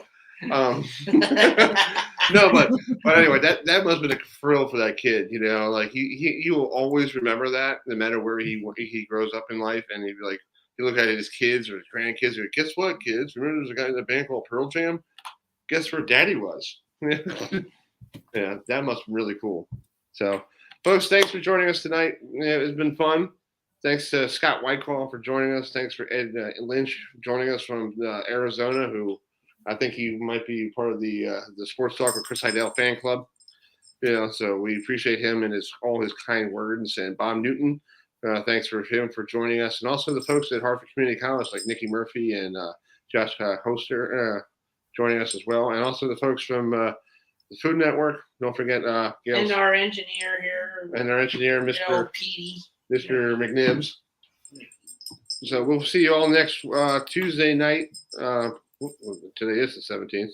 We'll see you all next Tuesday night at 7:30, and we'll get you set for some great college baseball next week, because it's championship week for everybody in conference. From now until then, I'm Chris Heidel. Good night, y'all. Peace.